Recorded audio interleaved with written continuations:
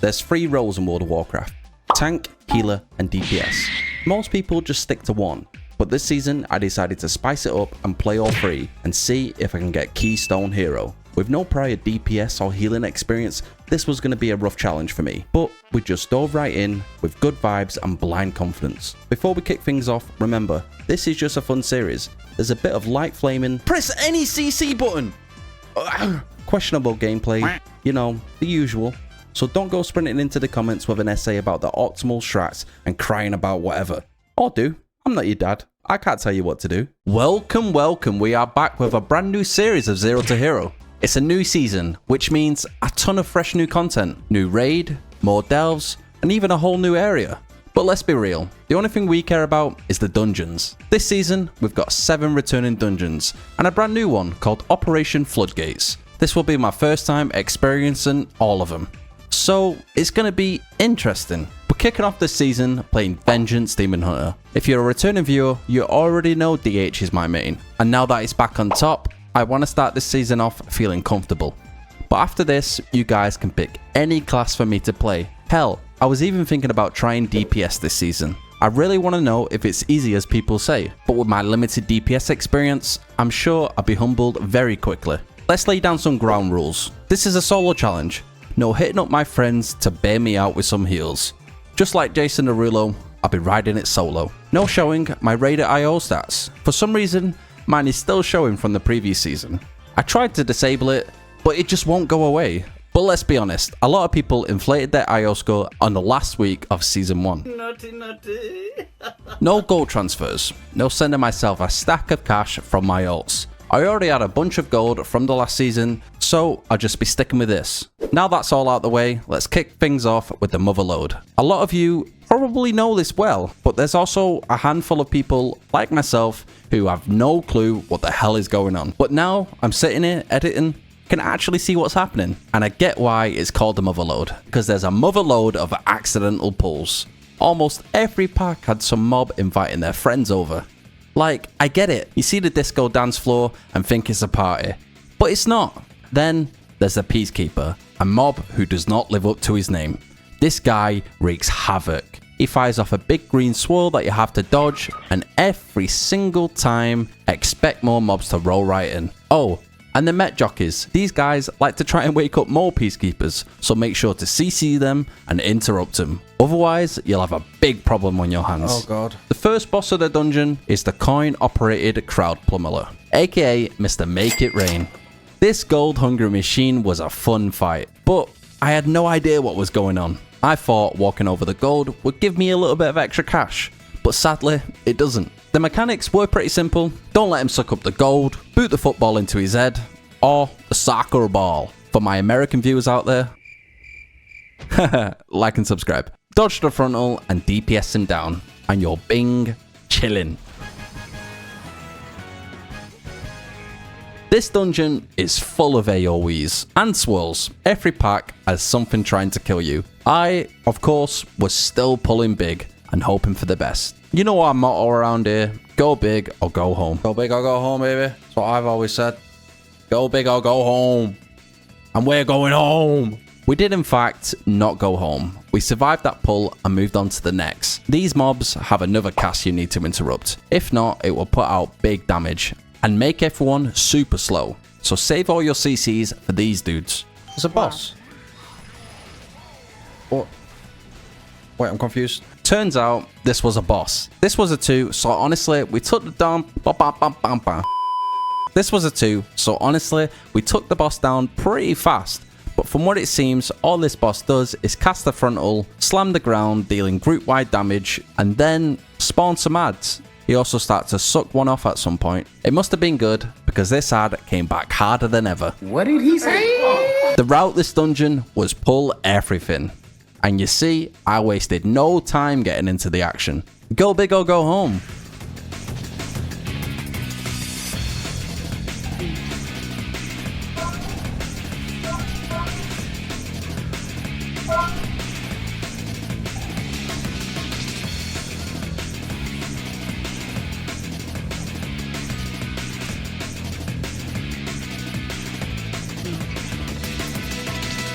The next boss was another super simple boss. Get in the safe area, and after that, she will mark someone. So bait the swirls near the gooey stuff. Once that's over, aim your leaf blower at the stuff and rinse and repeat. I can already tell this final boss is going to be a pain in the ass. My main problem are the missile he shoots at the ranged DPS, which can be annoying because sometimes it will sync up with the swirls that come down. You also need to react so fast. I can see this boss wiping many groups on higher keys. Once you're getting down to half HP, it becomes immune and 2 adds will spawn. If you don't kill these quick, they will just gun everyone down. But while all that is going on, the boss will use Drill Smash on a random player, and you will need to bait this into one of the posts. After smashing all 3 posts, the boss will just repeat the same moves he did in phase 1. Pumping, boys! Our first dungeon down, and we got no loot. The same group wanted to do a forfeiter of pain, so let's dive right into that. So I've just been using Yoda TV's Mythic dungeon tools, mainly because I have no idea what the hell I'm doing. Routes at this point in the season is always a bit shaky. In a few weeks there will be more routes, but for now we're just going to stick to the main man himself, Yoda TV's routes. The first boss fight was hectic as hell. Each mini boss had different abilities, but overall the strat was pretty simple. Dodge frontals, avoid the swirls, and pop defensives, and hope you don't die.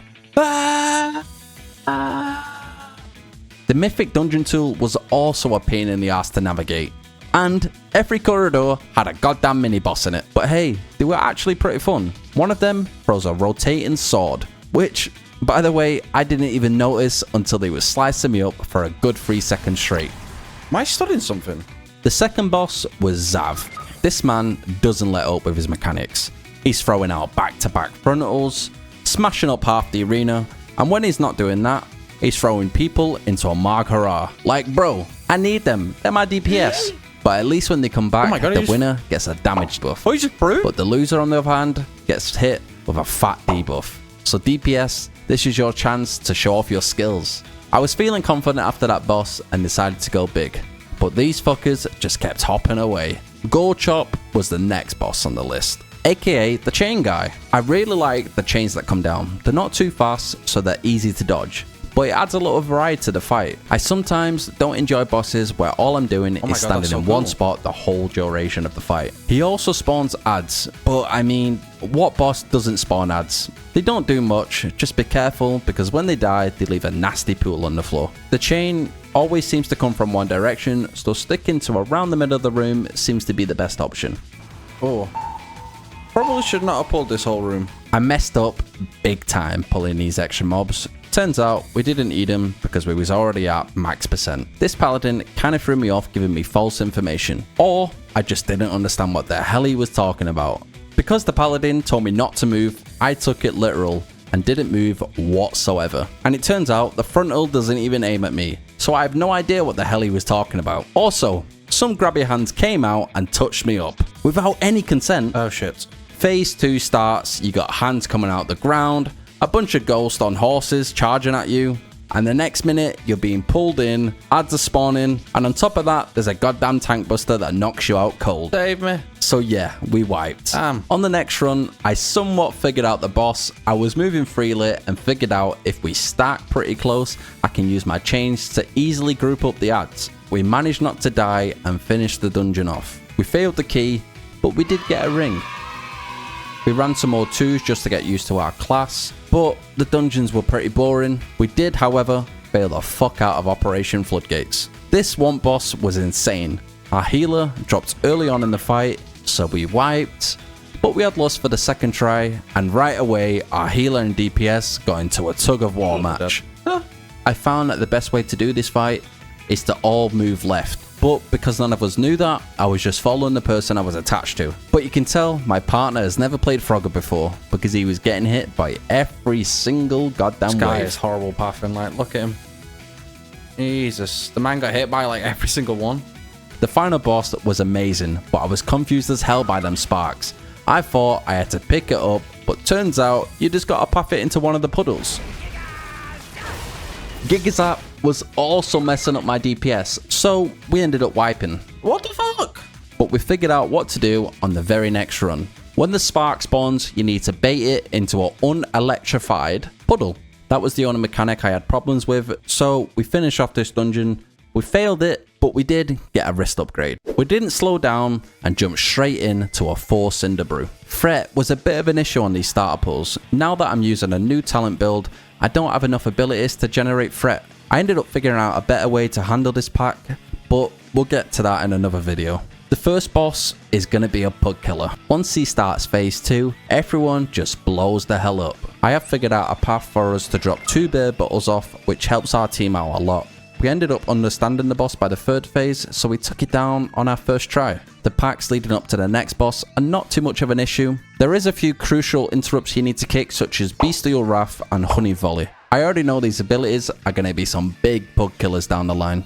The B boss is mostly a control fight. Be sure to bait the swirls at the edge of the room when playing tank, and I think as a DPS, all you need to do is jump on the B and destroy the barrels. If you don't destroy the barrels, on the next set of ads, they would just double. But overall, I thought this boss fight was very easy. The next area, however, is intense as hell. I didn't think going into it would be much of a problem, but man, there's so much stuff you need to interrupt and dodge. These big boys also drop little bits of honey that I need to gain threat on, so this whole pull was a goddamn shit show. We did end up wiping, and I took it a little bit slower. I lied. I didn't take it slower. I went into that boss room and thought, fuck it, let's limit test, and pulled the entire thing. And it was going fine until my teammate aimed the mob across the room and he went storming in to a giant pack. I'll just let the rest play out from here. Totem. Totem. Totem.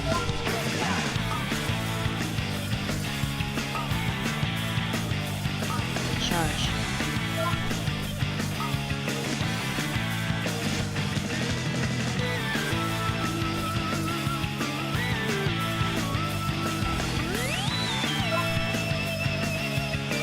Totem.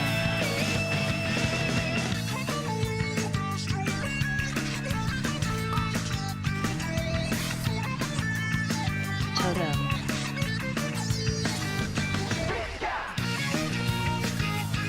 Charge.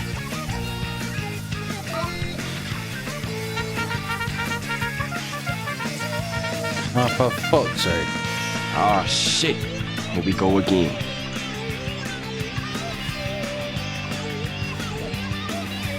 Charge. Totem.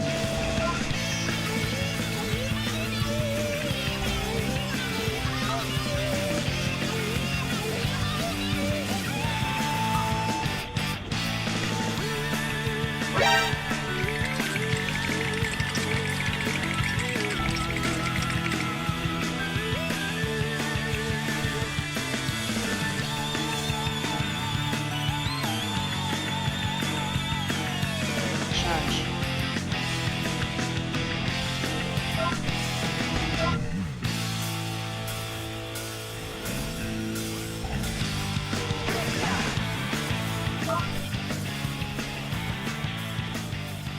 Yeah, that was mayhem. But like we say, go big or go home. The boss fight is pretty easy, just make sure the honey slimes don't reach the boss and you're pretty much golden. There's also a dot that the boss throws on people, so make sure to pop a defensive and pray your healer can bail you out. We finished off this dungeon with 6 minutes to spare and got ourselves a back upgrade.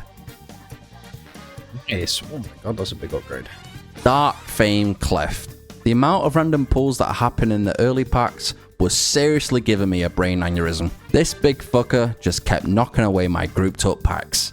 It didn't help that once one of the mobs gets super low HP, he does a pirate software and runs away like a little bitch, which causes even more chaos. Did I mention I used to work at Blizzard? Ow, ow, ow, ow. AoE.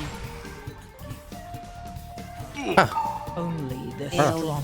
For now though, the bosses seem pretty chill. It was only a 4, so a lot of the mechanics don't really hurt all that much. I can see this candle looking dude might be a little bit annoying, but it seemed my group understood what to do, so I let them do all the heavy lifting. This boss again felt more like a control fight. As long as you destroy the statues, nothing bad will happen. I know for sure though that you can clear multiple statues once you get this ring around you, so make sure when you create the wax figures to stand pretty close together. Now, let's get to the bit that you've all been waiting for. Come on. Come on. Come on. Come on. Come on, one more. Oh! Almost. Trust me, I will win the next time. That was just a warm-up session. The final boss was a little bit intense. I didn't have a clue what the hell was going on. My teammate just kept grabbing the light and running off. I just let him do his thing while I slowly DPS down the boss. He just keeps running away. That guy was crazy, man. I kept running away with a bloody torch. We timed the key though and got a nice trinket.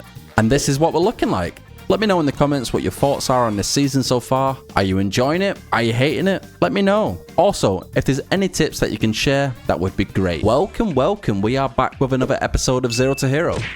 At this point, it's safe to say I'm addicted to this season. My bad for making you wait for so long for the next episode, but I've just been having such a blast playing Demon Hunter. If you're a subscriber, you've probably noticed I've been posting some high level keys. And if you're a loyal Zero to Hero enjoyer, well, that's just straight up spoilers for you. I did not expect to be pushing high keys this early on in the season, but then I saw Yoda TV flexing his 10 keys, and you already know I had to whip out mine. What do you mean by that? Pause. Although, they've all moved on to 14s now, while I'm still barely failing 12s. Hell no, man. What the fuck, man? Get your ass on, man. Now, I know showing your lower keys might feel like a disservice, but they're still pretty entertaining and it's fun to show you how much I've progressed. So let's kick off this episode with the latest dungeon of the season, Operation Floodgates. I know you all love big pulls, so the first one is always the best. Everyone's got cooldowns and everyone's ready to pump, and it's just pure chaos. Later keys though, this pull becomes an absolute nightmare. Let me introduce you to the Shreddinators, a name that was probably generated from an Xbox 360 gamer tag. This guy is the biggest pug killer. He loves to spawn these death blades at your feet, and if you don't move, you're gone. To make matters even worse, if you pull these loader bots, they just straight up turn into Beyblades. I've tried my best to avoid them in more recent dungeons, but they still manage to get pulled every single time. The first boss in this place is Big Mama. Even if the Straw Hats came to your aid, you'd still struggle on this boss. To be fair, this fight isn't even about hitting the boss, it's about killing the ads before Big Mama uses her death button. The good thing is though, you can bait the ads into the walls. Do people do that though? No. So instead, you're slowly having to kill each ad and hope you can kill them before Big Mama kills you. And thankfully, we did. Remember what I said about them Shreddinators? Well, there's 2 of them now. I'm so sorry, healers. It wouldn't be a dungeon if there wasn't a duo boss. This one was a bit of a pain in the first week. It's not so bad now everyone knows what they're doing, but man, it was a shit show from start to finish. The mechanics are pretty simple. Dodge beam, dodge swirls. If you get swirl, go on bomb and pray you don't die. Charge dum dum into bomb bomb. And of course, like every duo boss, kill them at the same time. Believe me, your healer and tank will thank you for it. Or just die, that works too. Swamp Face requires a lot of communication beforehand, but because this was only like day 1, nobody had a clue, so instead it was just a goddamn free-for-all. But with the use of pings, we managed to take down the boss with no more casualties. Now it's time for the real boss of the dungeon, Bubbles. Who would have thought a goddamn fish would be able to wipe a whole group? People are actively avoiding this dude in higher keys, and I don't blame them. That backwash ability is absolutely broken. We finish up the dungeon with 3 minutes to spare, and we got no loot. I was trying out all the dungeons, so up next is Mechagon Workshop. Now, how do I put this nicely? I fucking hate this dungeon. The first few attempts at this dungeon was hands down the worst experience I've ever had. This starter pull, I could never group up nicely because people would just aggro and people just don't kick. I mean, I know it's a pug, but man, it's one button you need to press every 15 seconds.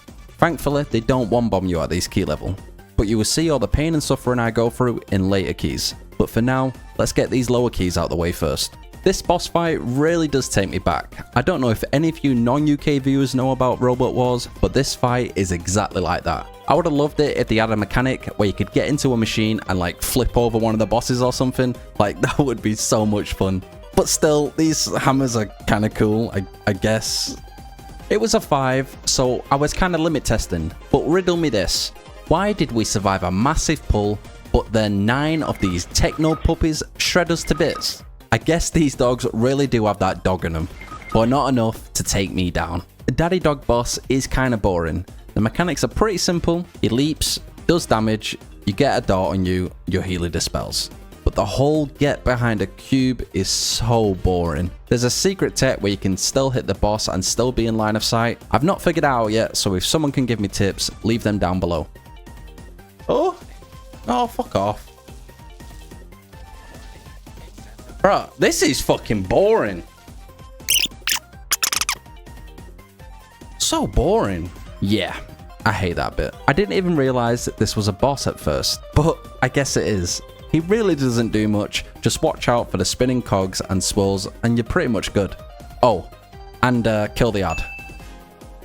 One thing I did want to bring up is these generators. These are actually a safe zone for people during the short out mechanic. And I'm pretty sure if you're inside them, the explosion from the squirrel can't hit you either. Another dungeon down and once again, no loot. Look, don't you dare reset. Look at that. I felt like I was kicking constantly, man. These guys, this doesn't even count my CC, by the way. This doesn't even count the chains, the sigil of misery, my stun. I think it may count my silence, maybe. I don't know. But God, that was infuriating. Yeah, I was a little tilted towers, but hey, here's a big pull.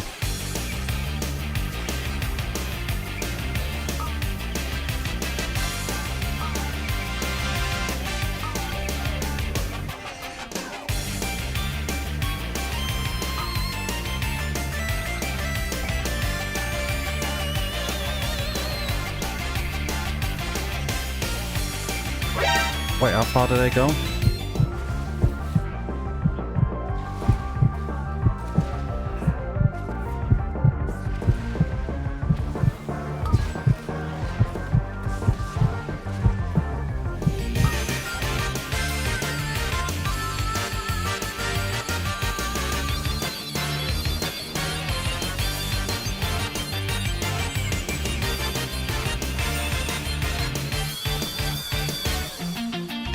There was no tame pulls in this dungeon. I don't know what route Yoda TV gave me, but small pulls like this turn into this in a matter of seconds. The good thing is though, the timer in this dungeon is very generous, so big pulls like this are not too bad, but I'm sure the healer has something to say about that. This is fine.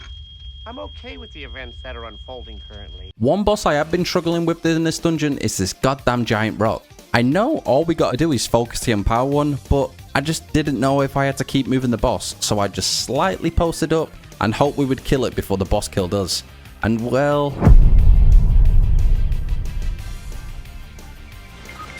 Luckily though, we survived, so we managed to take it down. Ooh! Now for the best part of the dungeon. Run, Forrest, run! You already know Blizzard stole this idea straight out of Mario.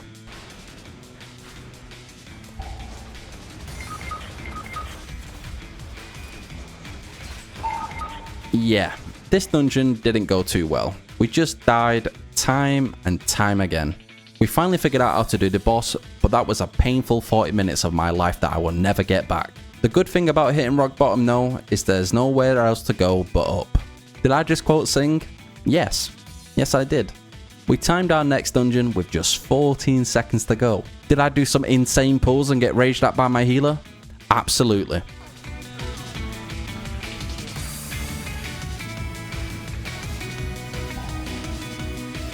Oh, come on, bruh.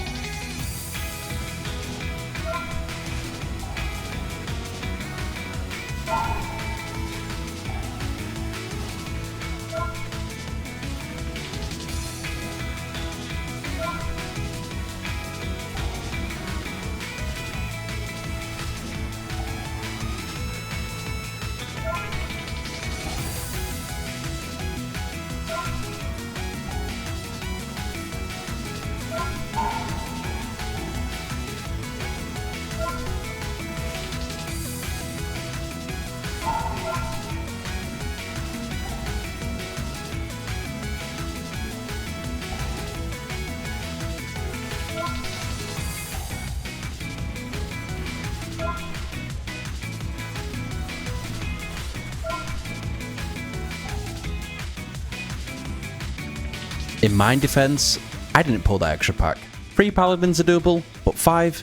That's just crazy. The real problem with this pack are these damn paladins. They cast Sacred Toll every 5 seconds, and that thing hits like a truck. And on top of that, the other mobs either spam firebolts or slap you in the face with their shiny swords. If you've played Priory or Puri, however you want to say it, you know this dungeon is hell. Every mob is ridiculously hard. And once you finally reach the end, there's a mini boss that just kills you with his aura alone. We ended up getting a ring from this dungeon, but it wasn't even an upgrade. I knew in my heart I could push further, but with such a low eye level, we weren't getting invited. So I turned to one place where I know I could gear up fast, and that is Delves. Tier 8 Delves are the best way to loot up quickly, and luckily for us, we got a Delve bounty on our very first one, which means a guaranteed hero track piece. Now, I'm not going to show you the Delves because, let's be honest, they're brain dead easy for a tank. They take like 10 minutes, so instead, I'm just going to tell you what I got. Straight away, we sadly got an upgraded trinket, so that means I had to say goodbye to the Arakara sack brood.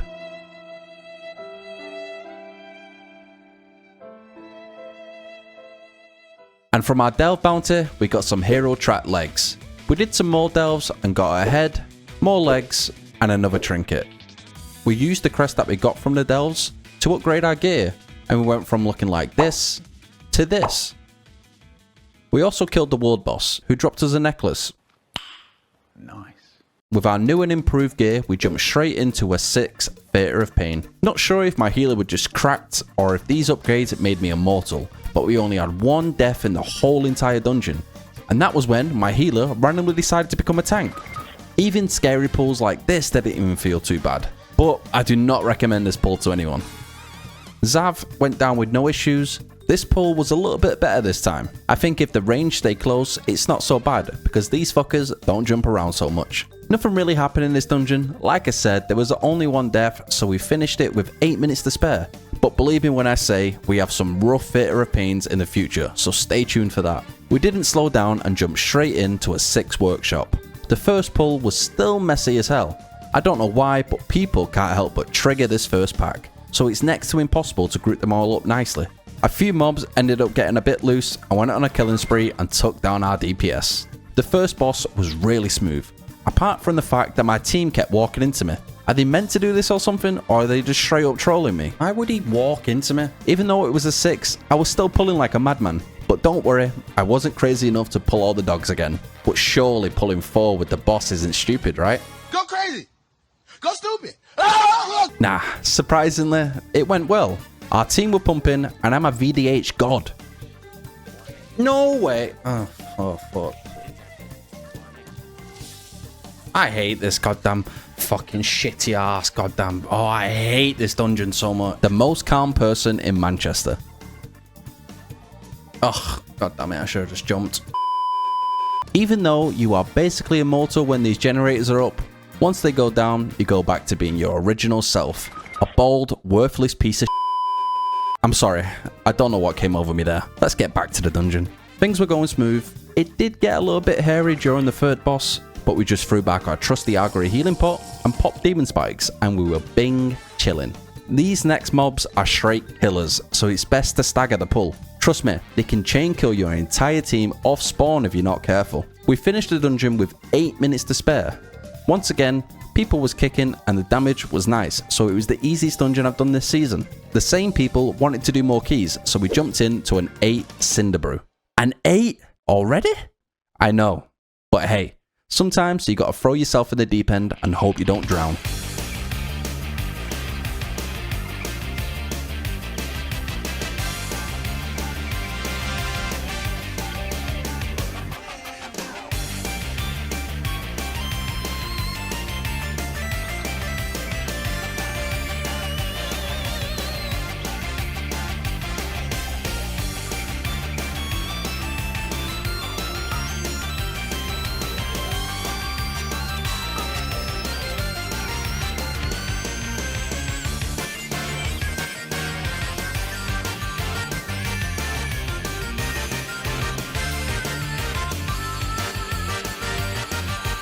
Cinder Brew has been a rough dungeon for people this season, and I get it, the packs are hard, but it mostly comes down to the lack of dungeon knowledge, so let me give you a few tips to help you time this key. If you're a healer, you basically never want to do this intermission mechanic. As a VDH, you can easily get 2 beers before your team even delivers the next 3. For the boss itself, just try and not clog up the room with the honey, and don't get hit with the swallows like I did. As for tank busters, there's one, but it doesn't really hit that hard. Just pop a defensive and make sure you drop the honey in a good place. And that also goes for you DPS and healer. Place your pools in good places and avoid the frontal. Packs leading up to the B boss can be rough, but as long as you interrupt these 2 abilities, you'll be fine. Watch out for this big ability that the hyena does though, but the most silent and deadly ability in this pack is the final sting. Once the bees reach 20% health, they will use final sting. Make sure to CC them when they are low, and pray you kill them before they wipe your entire team. As for the boss, I mean, it's really easy. Tank, move the swallows into the corner and get aggro on the ads. And DPS, kill the ads and fly them into the barrels. The only AoE ability this boss does is fluttering wings. It hits pretty hard, so pop a defensive.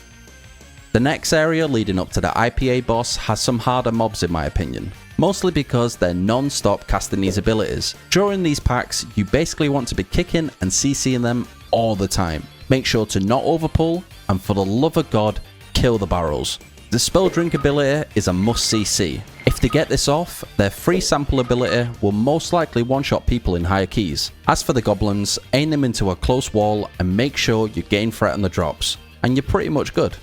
The IPA boss is easy.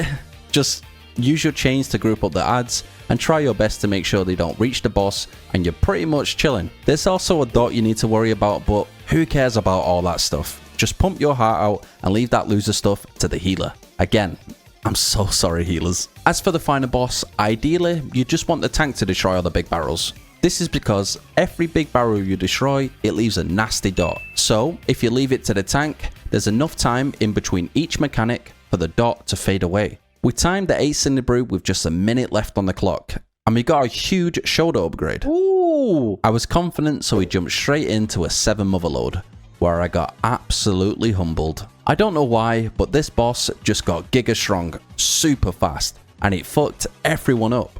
I ended up getting the blame and was left confused as hell. I'm pretty sure though, we just didn't focus the ad in time, so the smash just knocked us all out. My feelings were hurt after that key, so we took a break. There's still a long way to go before we hit Keystone Hero, but so far the dungeons have been great, and I'm loving it. This is what we're looking like. Welcome, welcome, we are back with another episode of Zero to Hero. Last time we pushed hard and even managed to complete an 8 Cinder Brew. Despite our eye level, we're still pushing hard. Today's goal is to push even further and hit Keystone Master, aka 2000 IO rating. This will give us a catalyst charge letting us craft an early 2 set piece. Let's waste no time and dive right into our first dungeon of the day, a 6 Motherload. I just finished a Motherload and I wasn't recording and I didn't realise.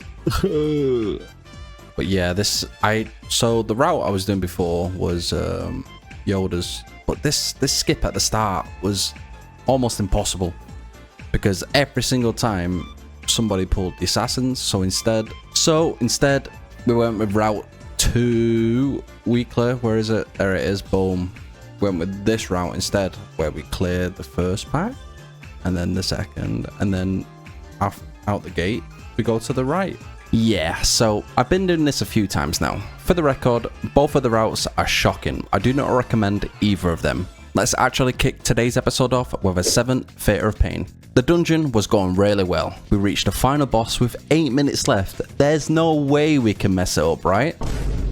Alright, let me explain. First wipe, we got overwhelmed. The affix came in, we started getting sucked off, ads spawned on our heads, and the next minute, everyone was dropping like flies.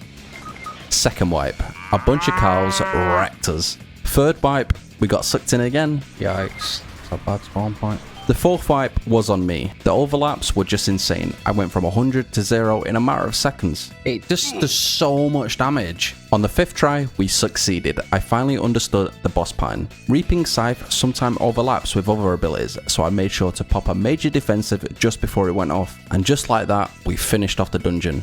Sadly, we failed the dungeon, but I learned a lot from this experience. After that, I ended up running a 2 rookery, just to learn the dungeon. It was a 2, and I was way too overleveled, so we finished this with 10 minutes to spare. but now we got some experience, let's try our luck in a 6. Go big or go home, baby.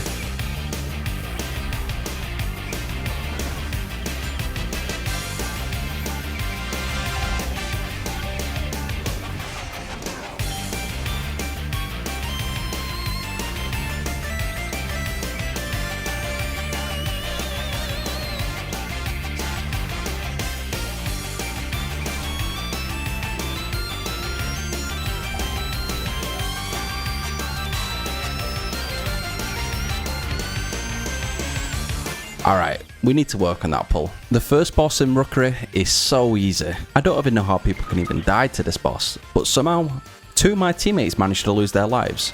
Because the boss was around 50% health, I decided to play it out, and it was going smooth until we lost our mage and then our chamois right after. So I was left in another solo situation. A fight that should have lasted only 2 minutes ended up lasting over 4. Our teammates locked in right after that fiesta. I was a little bit worried going into the double diffusers, but we made light work of these beefy boys. The second boss is also an easy boss. With the debuff, your tank can easily tank 2 charges of it, so don't be afraid to give it in more than once. But tanks, if you do take 2 stacks, make sure to pop one of your major defensives, otherwise you will 100% fall over. I always love this next pull. I feel like Batman gliding in like a majestic beast.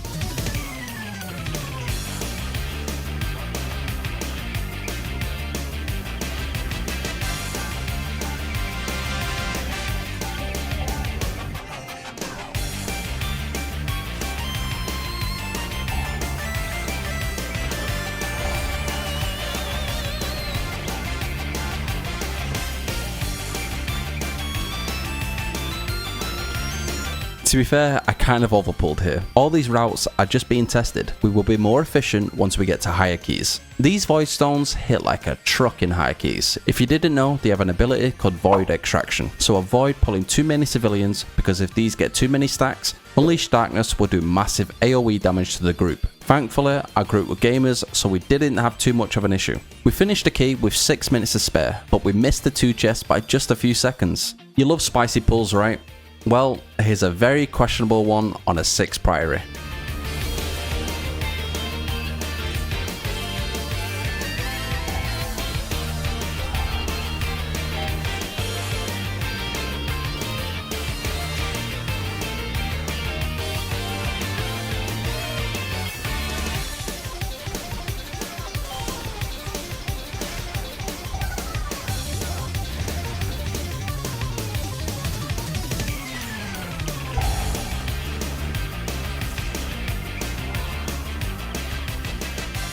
This dungeon is hated by the community right now. Personally, I don't mind it. I'd rather play this over City of Threads. Most people fear this dungeon because they make questionable pulls like this one. At the time, I didn't know these sharpshooters were such a pain in the ass. If the group isn't stacked, it's almost impossible to group them up nicely. These guys spam shoot and pot shot non-stop. In high keys, if one player gets targeted by more than 2 of them, they're dead. Overall, the bosses weren't too bad. Just don't be like my DPS and get it collateraled. I said in my last video, these paladins hit harder than my stepfather. What did he say? But I trusted my group, they were pumping hard, so I said screw it, let's turn this into a party.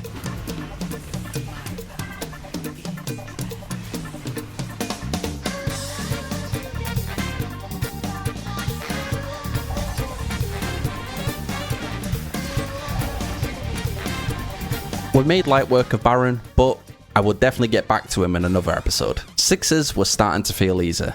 This was filmed during the first week of the season, so I feel like the people pushing these keys had really good gaming chairs. We were making light work of pretty much everything. We cleaned up the dungeon with 7 minutes to spare and got our best in slot trinket. I wanted to clear all the 6s, so up next is Dark Flame Cleft. The first pull is a little bit spicy, but once I master it, it's going to be clean as hell. If you line of sight behind this wall, all the casters will come flooding in. The only annoying thing is though, this Overseer, once you finally group everyone up, this big baby will just throw a tantrum and knock everyone away. I used Sigil of Chains too early. Ideally, you want a druid with Vortex, that way when the Overseers try and knock them away, they just get sucked right back in. Again, I don't know what's wrong with this season, but almost every boss is easy. There's nothing really to worry about as long as people use their CCs, and for the love of God, kill that cart. Seriously. kill it. You can line of sight again on these flame tenders. Just make sure to use hard CCs to stop all their casts. Don't waste your Sigil of Silence here. You'll need it for the next pack. Just look how beautiful Sigil of Silence would have been right here to stop all these casts. Thankfully, this was only a 6, so gripping them all in with chains and using one of our hard CC abilities allowed us to deal with all the casters in one fell swoop. Right, I take what I said back. This boss is actually pretty tough. I try my best to explain it because I know this boss is messing up a lot of pug groups. Ideally, you'd want to destroy the isolated wax figure with the pickaxe thrown at you. Then, destroy the remaining ones with the swirls. Immediately after, group up with your tank. This is because the Eerie Mold is the ability that creates your statue, so if you're all stacked together, you can easily manage the statues. Just don't mess up the pickaxe like I did. As you can see, there's still a statue alive, and it's pulsating an AoE fire on the group, so if you leave multiple alive, well, you're just gonna get overwhelmed and die. The rest of the dungeon was a breeze, so we easily 2-chested it. We also got a back upgrade. We just have one more dungeon left to time on a 6, and that is the dreaded floodgates. To be fair, this wasn't actually that bad this time around. Sometimes just taking your time and pulling what the group can handle surprisingly makes the dungeon easier. Who would have thought? There is some new tech that I learned on VDH where you use the hunt on a far range mob and then spam Infernal Strike to cancel the dash. So if you ever want to pull in mobs that are too far away, you can do this instead. This next pack is pretty annoying because of the Demolitioner. It will cast RPG, which makes a bunch of spores come down on you. You can interrupt the reload with any hard CC, so make sure after the cast you perma CC him, otherwise this pack will be a hassle to take down. The first boss in Floodgates went pretty smooth.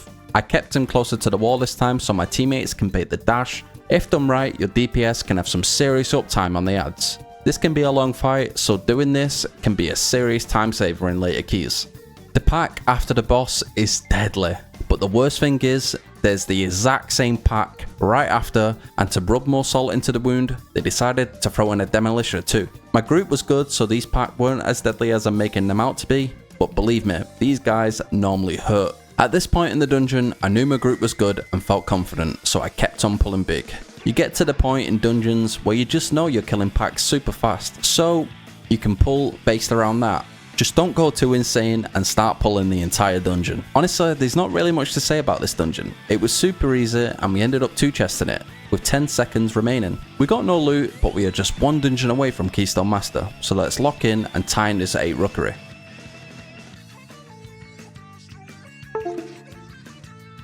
My power just blew up. That's always fun. Come on. Come on. Hurry up. The next day. Come on, man. Holy shit, this is the longest loading screen ever. Yeah, that was the longest of loading screens. We lost 4 whole minutes, so we had to lock in immediately. But not fully knowing the dungeon yet, I accidentally pulled these 3 mobs with the boss. And of course, that led to a wipe. To make up for it and save time, I said screw it, and pulled the boss with these mobs. We managed to make it work, but this is a stupid idea. These 3 mobs non-stop spam Thunderbolt, so pulling them with another pack can lead to a wipe. So pulling them with the boss was a stupid idea. Like I said though, we made it work, so we finished the boss with no deaths. We had 16 minutes going into the double diffusers. If we make no mistakes, we can easily time this key, and that is exactly what we did. We played the second boss perfectly. These guys must have grew up watching the Chuckle Brothers, because they had the perfect idea of passing me the debuff twice, so this fight went insanely smooth. I wasn't wasting any time and was still doing my stupid Batman pull, and it almost got out of control. I was full of dumb pulls this dungeon. Pulling these 2 ascendants was one of them. In my head, I just assumed someone would interrupt the cast and we would group them all up nicely, but instead, it led to this fiesta.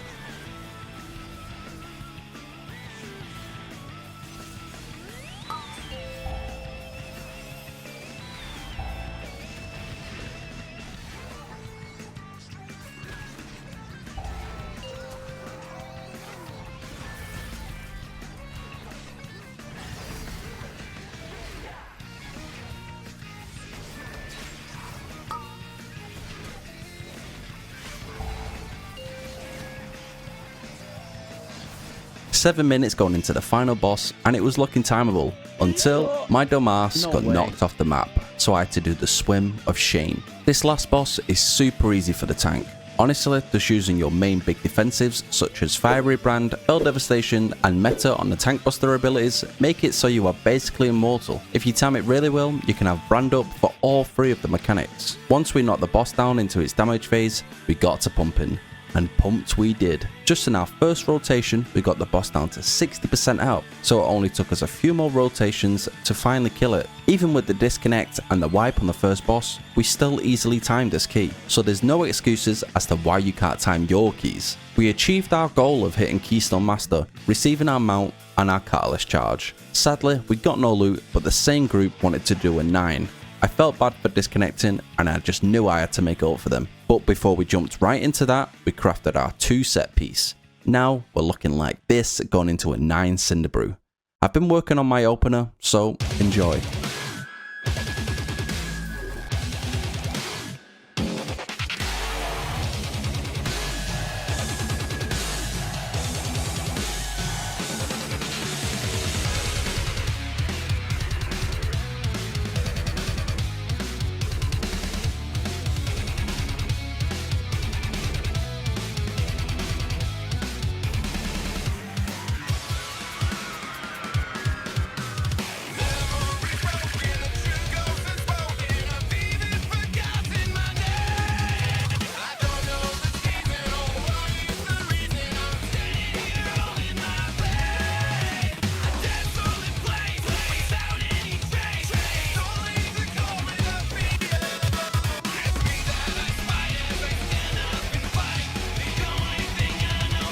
My pulls were nothing short of insane in this dungeon.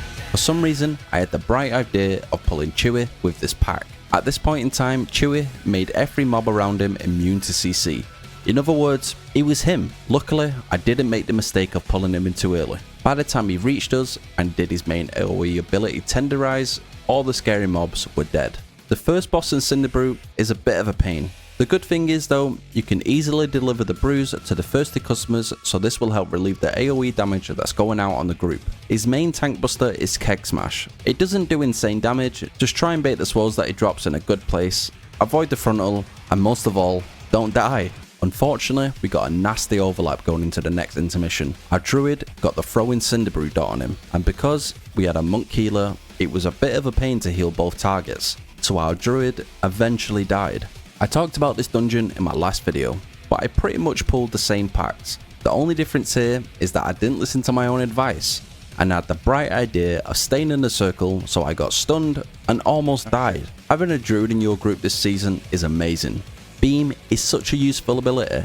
Combining it with Sigil of Chains makes it so you can pump down packs for almost 8 seconds without the worry of kicking stuff. But this is a pug. People don't kick anyway, so the only difference is that your healer doesn't need to worry about healing your dumbass for a whole 8 seconds, but after that, it's back to nothing but pure panic for your healer. Pulling this pack into the room makes it so you have enough space to clear the boss room without the worry of accidentally chain pulling the entire room. As for the IPA boss, honestly, I have no clue how to play this boss. Just kill the ads and kite the boss around the room. Just make sure the ads don't reach him, and you're pretty much golden. The final pack before the BEO herself are easy. Just mark one with a skull and focus it down. Now you're dealing with the VEO herself. This fight can get crazy real fast. In a perfect world, your tank can do all the mechanics, and all you DPS need to do is focus on hitting the boss. And if you're ranged DPS, just destroy the baby barrels. And healers, well, just heal, right? During the AoE damage phase, just drop down a group defensive like Darkness or AMZ. Everyone will thank you for it. Well, that's if they stand in it anyway. I scream it in chat and people still actively avoid it. We timed our first 9 with no issues. The only issue I'm having is getting loot. We barely got any eye level today, but we did create a 2 set piece. Welcome, we are back with another episode of Zero to Hero, Tank Edition. In the last episode, we reached 2000 IO rating, securing us another Catalyst charge. This means we crafted an early 2 set piece, and this will hopefully help us in these higher keys. Let's kick today's episode off with a very questionable 9 workshop. This key exploded on the very first boss. You see what I did there?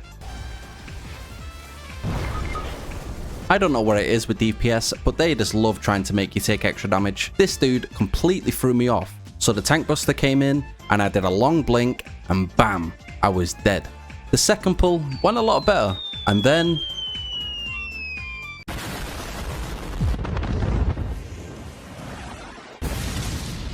my Demon Hunter did a straight 5-star frog splash on that bomb. Do these bombs have a magnet attached to them or something? It's not like it mattered anyway, we still killed the first boss. To make up for the time, I decided to pull 3 dogs with the boss. We had Lust, so surely this won't be a bad idea, right? Well, for some reason, my mage remembered he had free will and could do whatever the fuck he wanted. So like a true fire mage, he embraced the flame. I also just wasn't getting dispelled, so I was just straight up scorched to death. I took so much damage, and then when I opened my recap, my game crashed. I opened recap and my game crashed. Would you believe me if I actually said we timed this key? Well, you'd be an absolute fool. We failed it big time. But we did get a trinket. Nice. Sometimes you fail, but you just gotta get right back up and keep pushing. I've been trying to work on my rookery pull, so enjoy.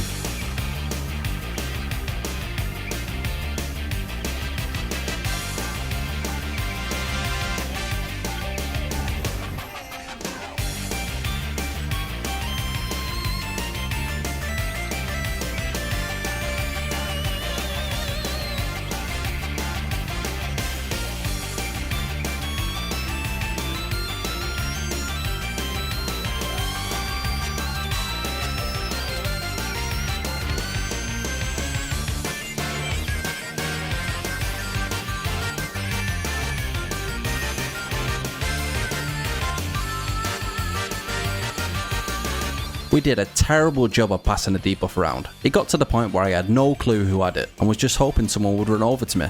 I'm not gonna lie, I thought you had to walk through your teammate in order to collect the debuff, but it turns out it just jumps to the closest person. So I just straight up took out my mage.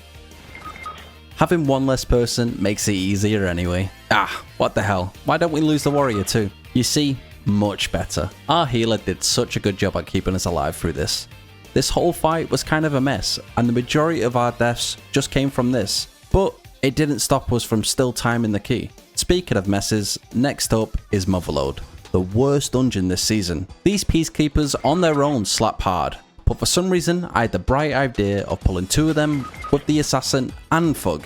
We're a tank, so of course we lived. But my mage was having a rough one. I'm really surprised I wasn't getting flamed for these pulls. I know if I was a healer, I would be in this guy's DMs flaming the shit out of him. But we still managed to time the key, so maybe I was onto something. Please don't try these pulls at home. Alright, enough of these 9s. If we're gonna get Keystone Hero, we need to start pushing harder. Even in 11s, you still find donuts. Just like this mage. Instead of walking a few inches forward, they decided, nah. I want stones thrown at my head. It must have given him some serious brain damage because he just wasn't learning. And my healer was getting pissed off. Sticks and stones may break my bones, but giant rocks from the ceiling won't hurt me. We got him back up and carried on. In reality, we should have probably just stuck to the boss. But with the boss at 10% and the cart with 12 seconds left, it wasn't looking good. Panic set in, and our pally got run over, and the whole dungeon went up in flames. Oh, fuck's sake. Jesus Christ. Sometimes people make mistakes. Hey, even I do stupid things. Let's not even talk about the pull I just did in this 11 Cinderbrew. Pulling Chewy with these packs was just straight up death. Oh shit, I don't know pull like this actually, it's very silly. But we learn and pull smaller. What? Oh my god, I didn't press. I'm an idiot. Let's try that again. We pulled Chewy solo this time, and it actually worked. The next pull, however, took a little longer than I expected.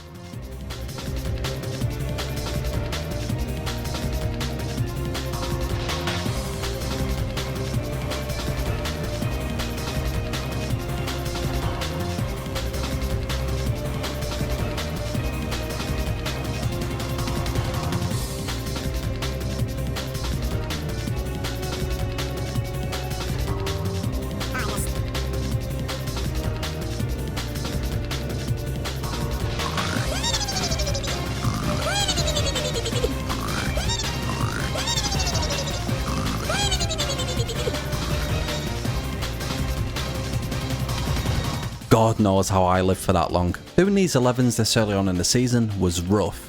Everyone was around 645 eye level, so packs were taking years to kill. Also, not fully understanding the dungeons yet made some fights super tough. Like on the bee boss. Me not knowing I have to save Sigil to get threat on the bees almost cost us the dungeon. Oh my... Oh!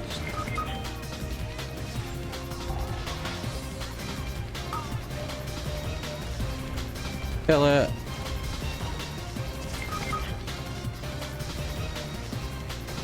Kill it, please, please, please, please. Oh! Oh my god! How did that guy die at the end? But what really cost us the dungeon was just the lack of damage. Yeah, I could survive the packs, but we're on a timer. If you don't kill the packs in time, you're gonna explode. We ran back the same dungeon with the same group, but this time it was on a 10. And with 8 minutes left on the IPA boss, it was looking good, until our warrior went for a swim in the pool. Oh, how the hell did he just die? We had some cool moments where I drifted the boss around the slimes. No. Oh! Skirt! No. No, no, no, no. Kill it. Stun it. Something. But we just couldn't hold out long enough to kill the boss, so we eventually wiped. Everyone was tilted towers, so the key was over. Surely our next one will go better. After having 11 deaths on the first boss, it wasn't looking good. If you're wondering how we got them deaths, well, now that is a classic. Wiping on this first pack happened 70% of the time. The only problem was we carried on. I'm not too sure what happened in that first pack. I guess people just didn't kick or something, I don't know. Or we didn't use our CC properly. The following deaths throughout the dungeon was just little ones, but then Blizzard decided to ruin our day even more and spawned a bug squirrel. Oh, hell no! Oh, hell no! The bosses were fine. We did get one death where the dragon took a fire beam to the face, but it didn't really affect us. We did the death skip, so if we focus up and pump, we can time this key. We got to the second phase with 30 seconds left. The key was now over. Let's just focus up and not die. It's just that simple, right?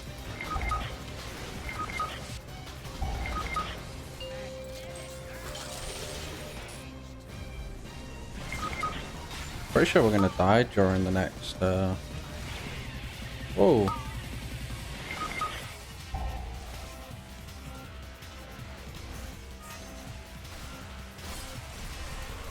Oh, wrong button. Oh my god. We could no longer do the skip, so my pain and suffering had to go on just a little bit longer, and after 42 minutes and 33 deaths of just pure pain, the key was finally over. Shame. But at least we got 149 gold to cover our repair bill. Yeah, boy. We ran back the 10 workshop with a different group. Surely things go better this time. Hello, darkness, my old friend. Death 1, Death 2, Death 3, Death 4, Death 5, Death 6, Death 16, Death 17, Death 18, Death 19, Death 22, Death 30, Death 23, Death 31, Death 24, Death 33, Death 25, Death 35, Death 26, Death 36, Death 29, Death 37, Death 41, Death 42. I got he died on the easy stage. Yeah, so that didn't go as planned. But hey, at least we got some boots. In the next episode, we're getting all the keys to 10. Welcome, welcome, we're back with another episode of Zero to Hero. Tank Edition. After ending on a couple of rough keys in the last episode, I was hoping to start the day off strong, so we ran back a 10 workshop one more time. I took the pulls a little slower this time, yet people still seem to miss the kicks. Literally sat there with kick. Thankfully, it didn't lead to an instant wipe, but of course, someone had to go and ruin our clean sheet. Oh, he just got chopped up. Beating the first area within 5 minutes, I was feeling confident, and the damage was looking good, but I still pulled small in the hopes no one would die. But sadly, that wasn't the case. I'm struggling in this dog area. You guys have left comments telling me to pull a little bit smaller, but 4 to 5 dogs is surely manageable, especially for a disc priest. On the topic of disc priests, I know you guys wanted me to play a healer next, but so far on this channel, we've only played healers and tanks. So, I'm going to be honest, I've not touched a DPS role since Season 1 of Dragonflight. I talked a lot of shit about DPS being easy, so we're going to put that to the test. I will reveal which DPS I've selected at the end of the episode, so strap in because you're in for a long ride. Our pacing was nice this dungeon, until we got to this robot. Once it took out our healer, it was just 2 minutes of people slowly getting shot down until they eventually died. It sucks, but at least we finally figured out how to do this maze. When I pulled in this second robot, I really thought that was it. and we was going to go on a massive wiping spree. But surprisingly, there was no issues. Sadly though, I can't say the same for the next mobs. We did have a warlock to do the portal skip, so that saved us a lot of time, and going into the second phase with 3 minutes on the clock, I just knew we had it in the bag. And I was right, our team played flawlessly, so we timed our first 10 with 44 seconds to spare. Now, I know what you're thinking, Obey, it's not really that insane, but come on, check the date. This was 4 days into the new season.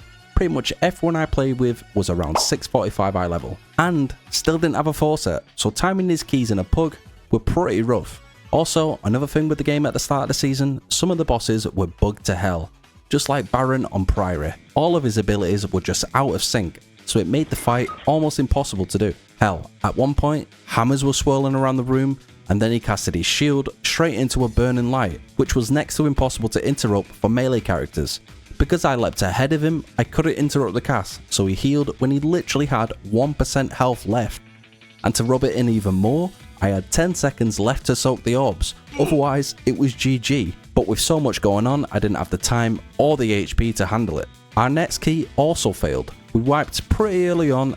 I did blunder pulling the Stormrook with the Thunderers, and if you look at our comp, you'd notice not many of them have kicks, and if they do, it's on a long ass cooldown. So once we exhausted all our kicks, it was basically GG for us. This technically was the reason why we failed the key, but with only 3 extra deaths by the end of the dungeon, even with this wipe, you still should be able to time the key. So let's just pass the blame on to the DPS. No, that's a lot of damage!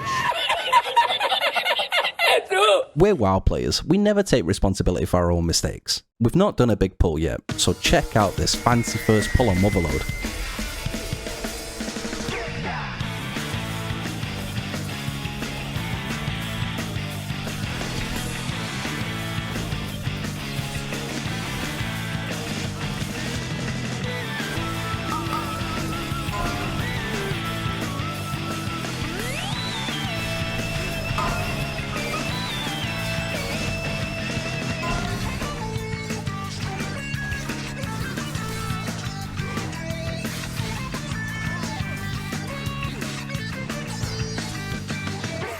Again, I took it slow, only pulling a few mobs in at a time, and trying to focus on pulling hard packs when people had cooldowns. There's some scary mobs early on in Motherload, and sometimes it can get chaotic, just like when I pulled this Peacekeeper with 2 assassins and a thug. I never do this route now and just completely skip the whole first area. The percent you get from these mobs are not worth the time and the hassle. Plus, once you defeated this pack, there's another deadly pack just before the first boss. The first boss, however, is pretty easy. Just kick the bombs at his head and don't let him gobble up the coins. Our group were pumpers, so I felt okay chaining this pack together. Normally 2 extractors can be pretty deadly, but as long as you focus down one, stack on each other and rotate the correct way, they can easily be dealt with. The next few bosses and packs were honestly a breeze. We hardly died and everyone was doing insane damage. So we killed the last boss with 5 minutes to spare. This was our second portal this season. Now we are just 150 IO score away from Keystone Hero. I hoped our luck would continue going into this 11 Dark Flame Cleft, but sadly that just wasn't the case. With 15 minutes left going into the Candle King, it wasn't looking great. Surprisingly though, we was doing well, but just keeping that extra 1 wax figure alive caused us to take way too much damage. Our healer was getting a little bit overwhelmed, and with no more big buttons left, the damage going out was just way too much for our group to handle. This fight can be a battle of time. If you don't kill the boss fast enough, you will eventually run out of resources and die. I was pretty tilted after this, but we still ran it back as a 10 with the same group. There was a couple of deaths on the first pack, and just for the hell of it, I decided to pull in a molehead with the boss, which you can imagine didn't end so well. My team wasn't too pleased about this, but we still carried on. The rest of the dungeon was fine, and the only other deaths we got was when these creepers turned into a boss straight out of Dark Souls. This dude is heavy, what the fuck?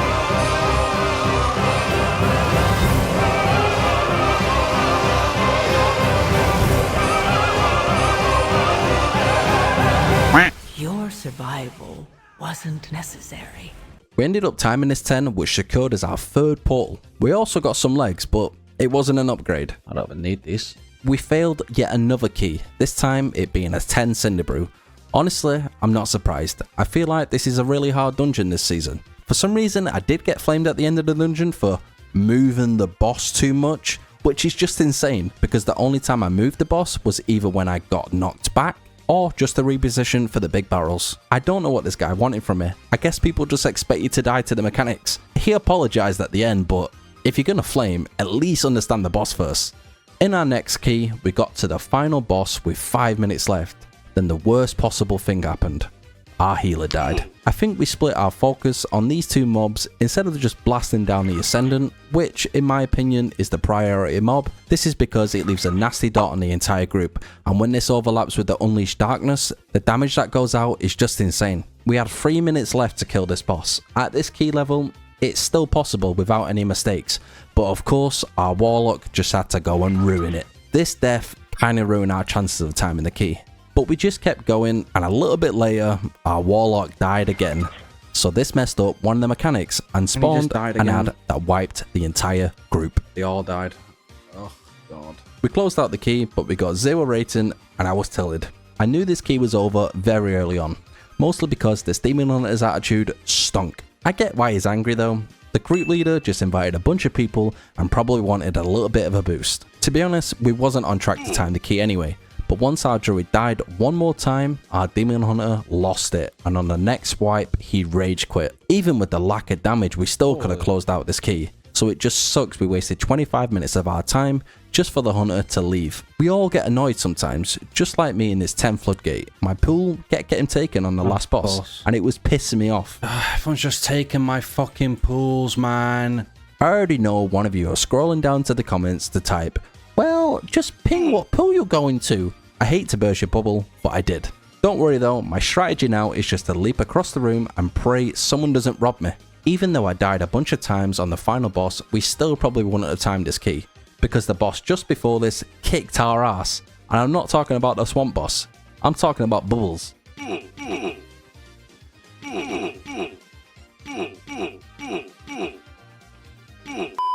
A new day and a new group to do the 10 Theatre of Pain with. This key failed basically right away. What I hate most about pugging is almost every group wants something different. Like when I pulled these souls with the Guardian. In every other pug it's been completely fine. But in this group, it was just way too much for them to handle. I think this is one of the many things you have to deal with as a tank, but adapting on the fly to your group is a skill in itself, and I've learned that now that I'm pushing way higher keys. It's so weird, like you get into different groups and they all moan about different stuff. Like I do the same pulls in every dungeon, and for some reason it's too much for one group, but just fine for the other. I think the only reason why we failed that, really, is because I didn't have Sigil of Silence. I don't know why I didn't have Sigil of Silence. Did I accidentally press it during the boss or something? To get the affix? I think I did. I must have, because there's no other way why I wouldn't have it. There's literally no other reason. But not all pugs are the same. Sometimes when you make a mistake, people will point out what you did wrong without being an ass about it. Just like when I got into this battle with another Dark Souls boss. Oh wow. I didn't know that the creepers were getting buffed by the dead mobs around it, but now that he's pointed it out, I know I won't be making this mistake in the future. We ended up timing that 11 Dark Flame Clef. Nice. We already had the portal for this key, but this was probably, just like many others, our first 11 that we timed this season, and this felt like a massive confidence boost. We are just 92 more IO rating from achieving our goal of Keystone Hero. We could just time a Theatre of Pain and be done, but I wanted to time each dungeon on a 10, so that's what we did. Losing our mage back to back on the first pull, I wasn't hopeful, and when I lost my mage and healer straight away on the first boss, well, that was just a nail in the coffin. I could have just turned around and do a backflip straight out the dungeon, but I didn't. I carried on, but then I lost my DPS and healer. After this, I did what any well-adjusted tank player would do. I ran it back just to fail again. Then I got the fuck out of there before I got infected with whatever the hell they had. I'm not doing this. I'm not wasting my time with these guys.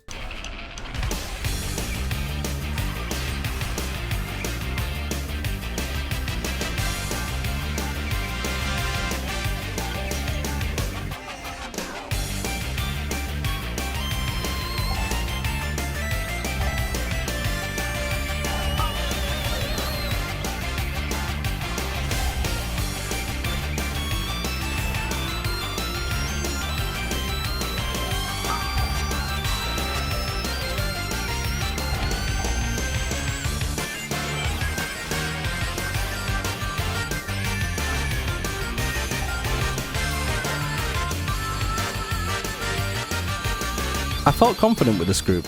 When they were setting their abilities up for the intermission, I just knew they had a good idea of what to do in this dungeon.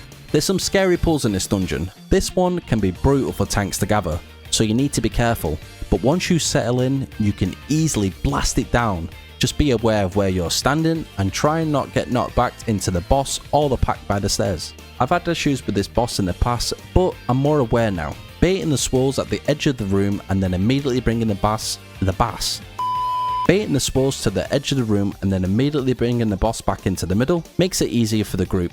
Also, making sure I have a sigil up to grab the threat on the adds. There's usually a bit of an overlap with the swirl, so quickly grabbing the threat and moving to the edge of the room is key. The rest of the fight is just up to your group. As long as they destroy the barrels with the bees, you should have no problems. This pack is also a deadly pack. There's a lot of kicks and a lot of dodging, and if you're not on top of it all with your CC and kicks, you can get overwhelmed pretty fast. This group was good, so we blast down this pack before things got too out of hand. I did a really risky play moving the boss next to the ad as they were about to spawn, but thankfully the ads got slowed so much that they could barely move. The last boss was also smooth, so we timed the key with just 2 minutes left, securing us our 4th portal. For some reason, I just wasn't getting invited to 10s, so we ran a 9/3 of pain just for IO rating. We ended up failing it, but we did get a little bit more score. A few early deaths in the rookery and our only battle res dying halfway through the first boss kinda cost us. Blizzard also threw us a curveball and hit us with a visual bug on the second boss, which wiped our entire group. Holy shit. We killed the boss on the next try, but with 10 minutes left going into the final area, there just wasn't enough time, so we failed. We ran back the same dungeon, but this time it was on an 11. I know you love a starter pull, so let's run it back one more time.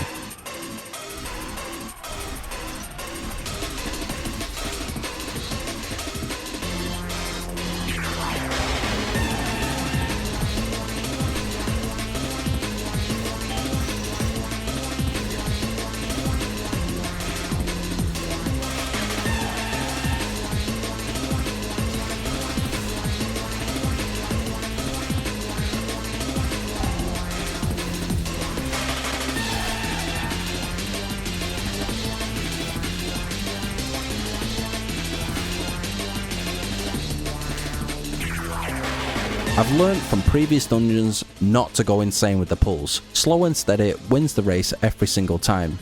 Pulling these Thunderers on their own allowed us to safely rotate our CC abilities together. Getting deaths in this area can take a good chunk of time, so minimizing that is key. The first boss in this dungeon is brain dead easy, so your group should have 0 deaths if played right.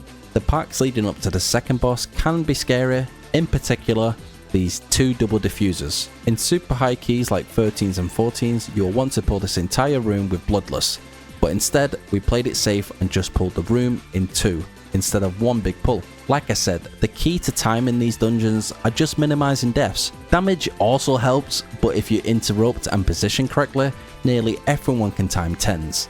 Hell, maybe even 12s. Our second death was on me. With all the stuff going on my screen, I legit couldn't find another player to pass the debuff to. So I ended up passing it back to my DK, which led to him dying. We got him back up though and did a better job at passing around the debuff.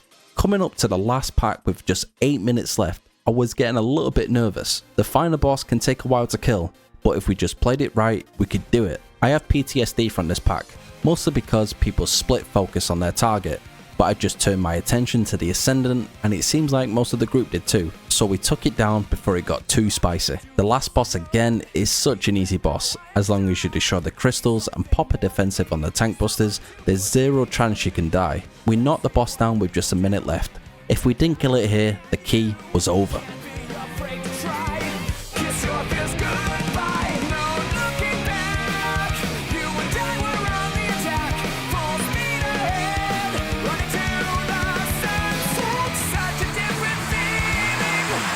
Holy shit, that was close. We only ended up getting 4 IO rating from that dungeon, but it was a visual bug. When we logged into our vault the next day, our IO rating got updated.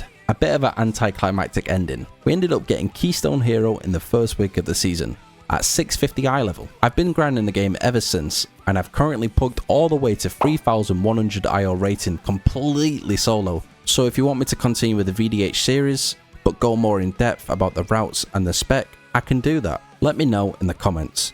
As for what's next, here's the grand reveal of what DPS I'm going to be playing. Just like every meter DPS, all we care about is the Zug Zug. So it's only right that we play Fury Warrior.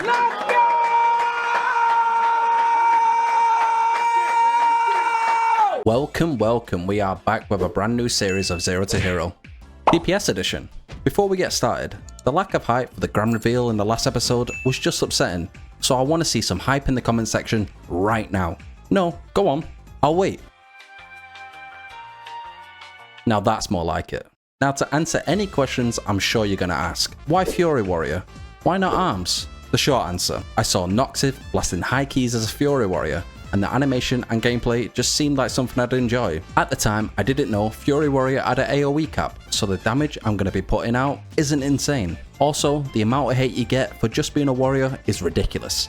You could be playing out of your goddamn mind, getting the most kicks and doing all the mechanics, but if you die once, that's just a classic warrior. Also, you're never going to be topping the damage meters when you're up against a mage or a DK, so in most pulls you're going to be doing tank damage, but your true potential comes out during the boss fights. Enough of the yapping, let's dive right into this. I didn't start from scratch with this class, instead we carried on with Suffering from Season 1. He had a bit of a transformation. Instead of rocking a little shield and a tiny mace, we're now rocking 2 giant swords the size of my dick. No point going over the rules, you know what's up by now. We're currently sat at 623 eye level, and this is what we'll be kicking off our Mythic journey with. Let's start things off with a rookery.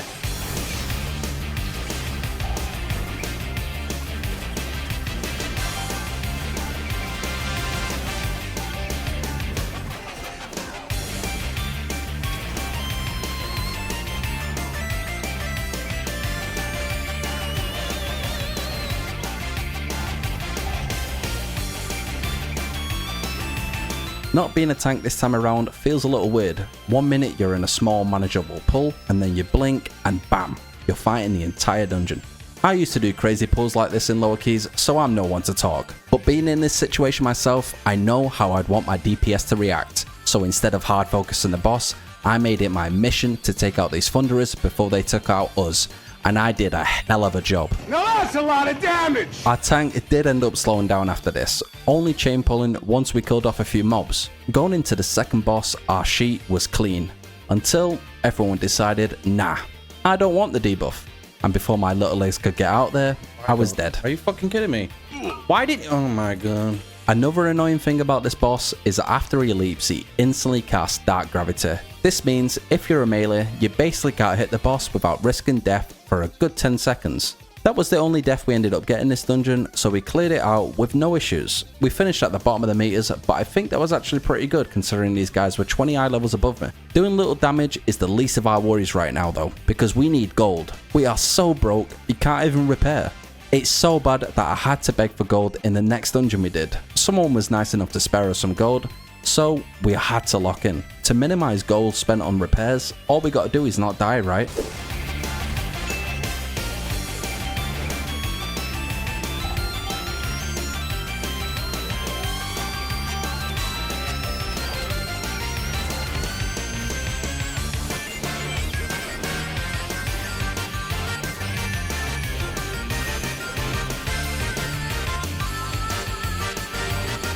It's so interesting watching tanks play. Nearly everyone has different routes, just like this dude. After chainmail, we went up the right stairs. I've never been this way before, and I already knew we were in for a bad time when we immediately butt pulled. Even the mini boss on this side is terrifying, and because we beat this mini boss, the actual boss had another fireboy in it, so it was a complete mess. We went from only needing to worry about 1 kick to needing to handle 4. The tank again went a little crazy and pulled in 3 paladins. We had cooldowns, so we dealt with them with no problems, but the next pack had 3 paladins plus 4 casters. This would be fine in an MDI group, but this is a pug. You could give these guys 10k gold and they still wouldn't be able to find their kick button. And because I tried to be a hero and stop the cast, it came back to bite me. People were also playing the boss wrong. They were soaking before the shield went off. If this key was any higher, my tank would have been dead and we would have wiped. As a tank maid, it's been really hard not to guide the group. Normally, I type out what I want just before the boss, but I wanted this journey to feel more natural. The only time I'd ever take lead if it was absolutely necessary. The only other deaths were at the end of the dungeon. There was a bit of an overlap and the demon hunter kinda blocked my path. In reality, I should have just ran into him. At the end of the day, he's a tank. A few ticks of the beam won't kill him.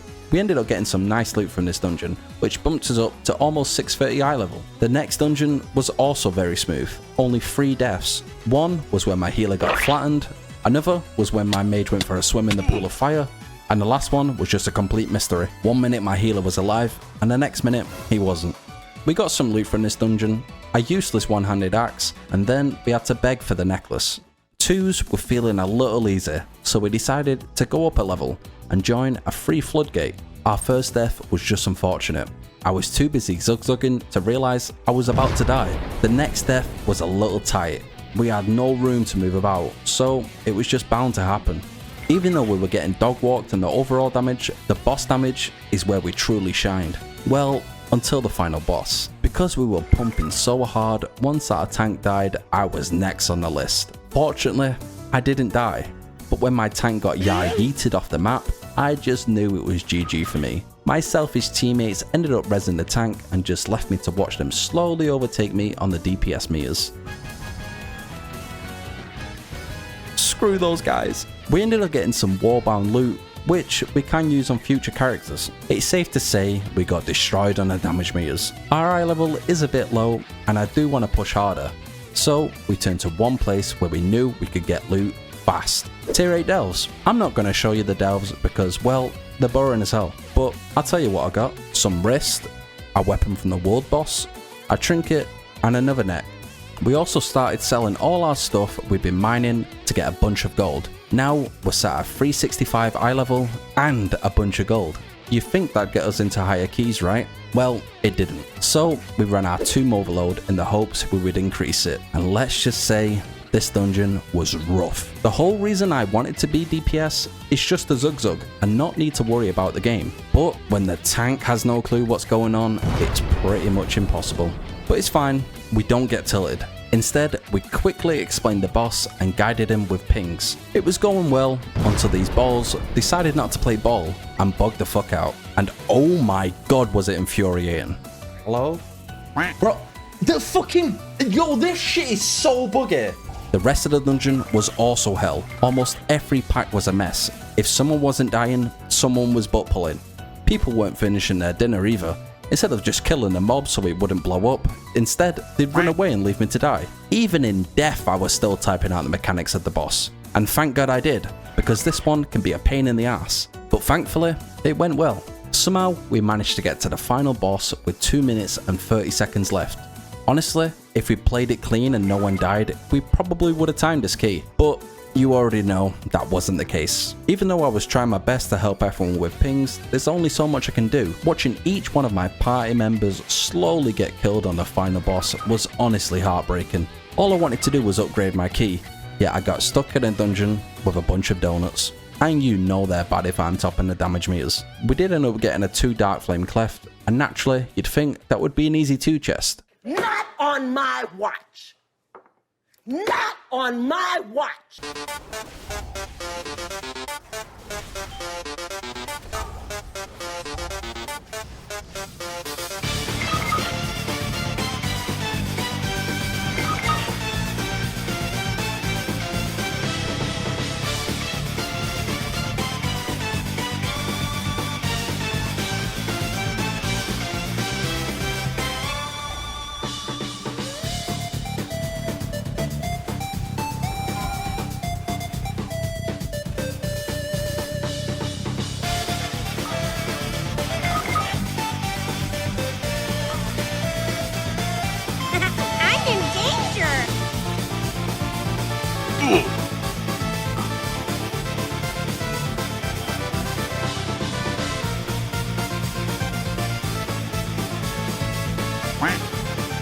What the hell was that? We still timed it, but what the hell was that?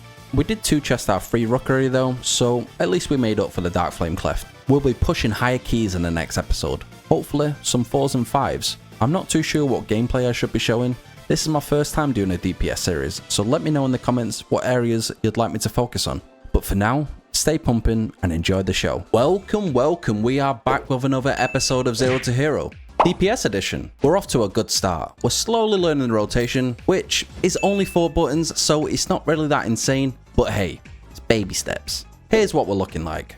Today, I want to be pushing higher keys. 2s and 3s are feeling a bit too easy, and we're in serious need of some gear upgrades. I mean, just look. We're still rocking gear from 2024. This tier set isn't doing anything for me either. Because in most pulls, hell, all the pulls, I'm still doing worse than the tank. Today's goal is to push up to 6s, to get hero track gear and better crest. And if things go well, maybe we'll even dip our toes into some 7s and start farming some gilded crest. This will help us craft a 2-handed sword, which is going to be a huge DPS boost. Let's kick things off with a 5 workshop. I'm convinced my tanking videos are finally reaching the masses because this tank took my favourite advice. Slow and steady wins the race. In these lower keys, the biggest thing is just not dying. Small, manageable pulls are always good to start with. You can also adapt to your group as the key goes on. Plus, I can actually look like I'm doing some damage in these smaller packs. The target cap is a real pain in the ass, but we'll get to that in a little bit. Things got a little spicy when no one targeted the second boss, so after the tall boy was taken out, it turned into a DPS race. And we lost. The AoE is no joke. Even in a 5 it hits hard. And eventually, it wiped us. Well, not everyone. The bear never dies. I've noticed a lot of people are struggling with Cujo, so let me drop a few tips to help you 100% clear it with no problems. When you get this flame ring around you, it's imperative that you slowly inch towards your box, so when the flaming vent mechanic goes out, it almost wipes your entire group. Also, if you want full uptime on the boss, you don't even need to worry about the mechanics. If you're going to finish above your peers, you need to risk death in order to reach the top. If you do all these steps, you will easily take down this boss with no issues. There's other areas that I see people struggling with, just like this mini boss. The best thing to do is to get into the safe area. Well, that's what an absolute idiot would say. Be like my healer. After all, your job is to heal damage, right? So fuck it, take as much damage as you possibly can, and then die. As for the third boss, we actually executed it perfectly. In other words, we killed the ad before the laser came in. As for the generators in the last area, these are a safe haven. You would take insane reduced damage if you're inside of them. Even if your pinky toe is inside of it, you seriously won't take any damage. What? Oh, never mind. I'm in the... Oh my god, I'm not. I'm not in the bubble. I'm indeed not in it. Fuck me. I wish I had a bubble in this final boss because I was screaming for a heal for a good 15 seconds. And when my healer got taken out, I knew it was my time to go out. But when I saw my health bar slowly regaining, there was still some hope. Until... What? Our team also got slowly picked off by the magnet mechanic. But thankfully, our Chamois and Druid finished the boss off. Finished the boss off. That sounds a bit... But thankfully, our Chamois and Druid finished him off. We failed the key, which is surprising considering we executed all the mechanics perfectly. Are you sure about that? We also got ahead, as in a helmet. What the hell did you think? Oh, well, it turns out I had 2 weapons on my invent that I didn't know about, and it's took me to 631 now. I just wanted to see how much gold I made from all the stuff that I've been selling. The cash is coming in. We're loaded. Oh my days. Oh, it's still going. Ooh, oh my days. We made like 11,600. Jesus. We're balling. We are no longer poor. We went from 300 gold to 21k in less than 24 hours. And this was all thanks to the dude who gave me 1k in the first episode. So big shout out to Honori. This tank was indeed not a fellow Obeywow enjoyer. Because one minute I'm fighting 4 footmen to coming face to face with not 1, but 2 knights. I don't know what game this dude is playing, but I just burnt my CDs because I was under the assumption he wasn't about that life. But I guess I was wrong. The fight lasted a while, so my CDs finally came back up, and when they did, I got to pumping.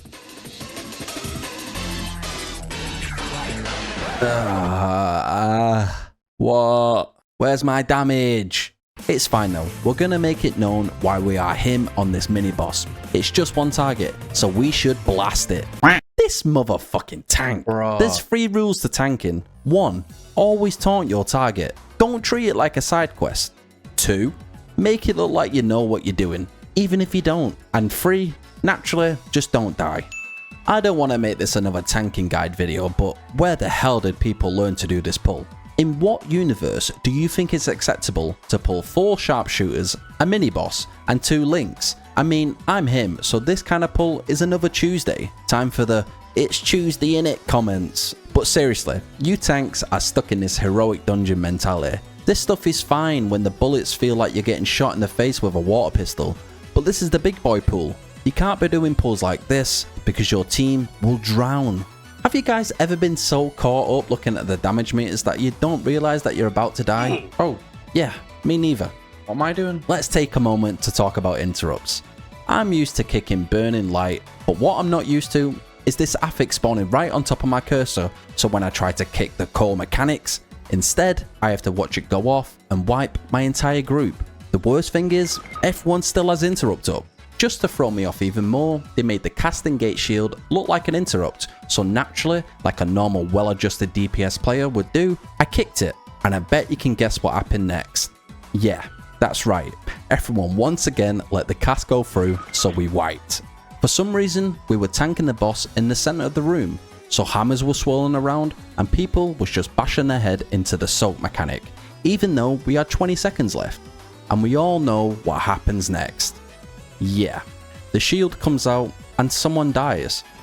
Don't get me wrong, I like this dungeon, and I know it's probably the least liked dungeon this season, but that's only because you actually need to do stuff, such as interrupts, and do the mechanics correctly.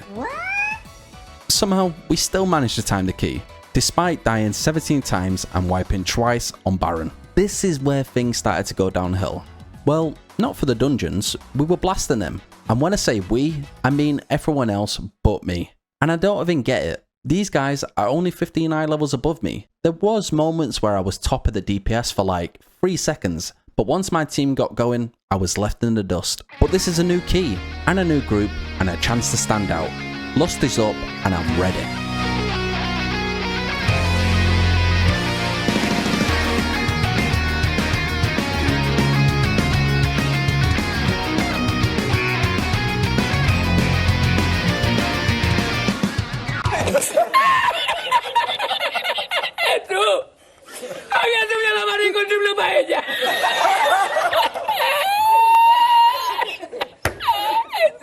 Oh, come on, man. This is just pathetic. Even the tank is doing more damage than me. I wish I could say I had some good news and I was doing great damage on the bosses, but even the tank was still humbling me. I mean, I know the target cap is rough, but come on. He was also doing some dodgy pulls, so the moments where I could potentially shine, instead, I fell flat. It's not like I would have contributed anything anyway, but I still want to be involved. And then we had our moment on the swamp boss. I mean, just look. We almost overtook the pumping paladin.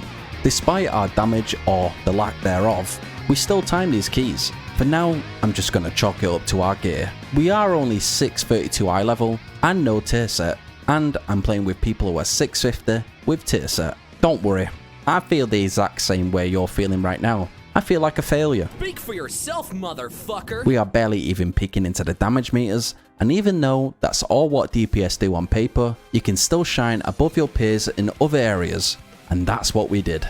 We are the backbone nobody asked for, but what everybody needs, such as being the first one to do the boss mechanics. Interrupting mobs so that the mobs can move into the already grouped up packs. Also, making it your mission to stop deadly cast that could potentially wipe your group. Don't forget about your crowd control abilities. All this stuff saves lives and makes the whole experience a little bit easier. And yeah, you might be slightly above your tank in the damage meters, but you can be on top in other areas. Now that's a lot of interrupts. Our IO is up, but our gear is down. Even though we're getting small loot upgrades, I have no idea if it's better to still rock the old 4 set or just to take the 10 plus eye level increase I'm getting. But the goal is still the same. Keep doing 6s and 7s to hopefully get some hero track gear that we can later turn into a set piece and some crest. So let's keep going with a 7 workshop. When picking this group, I didn't think about the first boss. If you didn't know, all the bombs would go on the range player, but because we had 4 melee, the only person it went to was the mage, and naturally, you'd position yourself in the center of the room, right? Well, not this mage. Instead, he put himself right next to the hammers. So, out of the 4 hammers our tank had the option of going to, he went with the one filled with a bunch of bombs. And me, being legally blind and too worried about losing a number 2 spot on the overall damage, I walked headfirst into the mines. And then my healer did the same thing, and then, finally, my mage.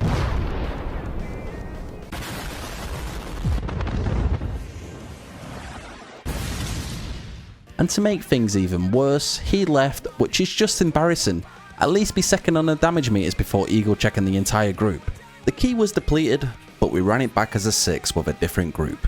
And I knew this tank was about that life when he put Big Pull in the chat. I know, as a Demon Hunter main, there's zero chance you can mess this pull up. It's almost impossible to die, especially when you've got a Disc Priest. We went again, and he did the thing that I've always preached, taking it slow and only pulling what you can manage. And as the key went on, he adapted to the group and pulled packs that he thought we could handle. We was also executing the skips. Well, not that one. I guess not that one either, but hey, we was all doing good damage, so we easily 2-chested the key with no problems. And guess what? We finally got some loot. We are getting close to hitting Keystone Master, so our goal in the next episode is to get more gear and do more damage, and hit Keystone Master. But for now, stay doing tank damage. Welcome, we are back with another episode of Zero to Hero, DPS edition. If you come from the last episode and was just disgusted by the god-awful damage, well, I got news for you. That's just not the case anymore. We blasted down 5 keys and they all went really well. So now we have enough crest to craft our first weapon, which has been aiding us in our pumpage. But now, despite being able to keep up in the damage meters, I'm suffering in other areas. Pause. Just wanted to let you know, if you're watching this within the first 3 hours of it being uploaded, I'm now live on Twitch. So if you want to hang out and do some keys, come and join me. Take it away, Obey. You'd assume this late into the season, people would have a rough idea on how to play this game. But sadly, that just isn't the case. It gets worse though. It's so bad you'll go to bed being gaslit into thinking you're the problem. But remember, the players in your groups are just people too. They also wake up every morning, put on their socks and strap on their Velcro shoes. Because you already know these clowns have no idea how to tie their own shoelace. We are also finally dipping our toes into some 10s. So, if you want to see some pig pumpage, questionable decision makings, and even more questionable gameplay, well, you've come to the right place. Let's take our new weapon for a spin. And there's no better place to kick it off with an 8 Dark Flame Clef. Fuck out of the way! I can't see! There are cars there, motherfucker! Yeah, sorry about that, Toby. Even though we're still not topping the damage meters in larger pulls, once we get into a pack with only 5 targets, we absolutely gap them. That's quite big. Impressive. The boss fights in this dungeon are also perfect for melee too, because I have 0 mechanics to worry about. But I did learn something new. Did you know this extinguishing gust does damage? Well, neither did I. It was either that did the damage to me, or because my tank walked out of melee range. I know this because he did the same thing again a little bit later, so I took 3 huge slaps before I toppled over. Another thing that was annoying, he kept pulling the Candle King away from me, so my chances of finishing at the top was at stake. And even though I tried my best and pumped my heart out on the final pack, my bitch ass got demoted to candle duty on the final boss. And I'm a team player, so like the candle holding princess that I am, I moved that candle like my life depended on it. And even though we didn't finish at the top, our deed did not go unnoticed, and we was rewarded. What? And we was rewarded. Why can't I say that? And we was rewarded. I sound like Jonathan Ross. And we was rewarded our very own Rufus. Can I get a booyah? Booyah! Can I get a booyah? Even though we are improving in the dungeons, it's still good to improve outside the dungeons too. And just like David Attenborough, I also tend to the wildlife. This extraordinary creature is half blind, half deaf. You probably sat there at home thinking, what the fuck is this, Blue Planet? But all this stuff is transferable. Doing good deeds in the outside world of Azeroth grants you nice blessings in the dungeons. And if you don't believe me, here, I'll prove it.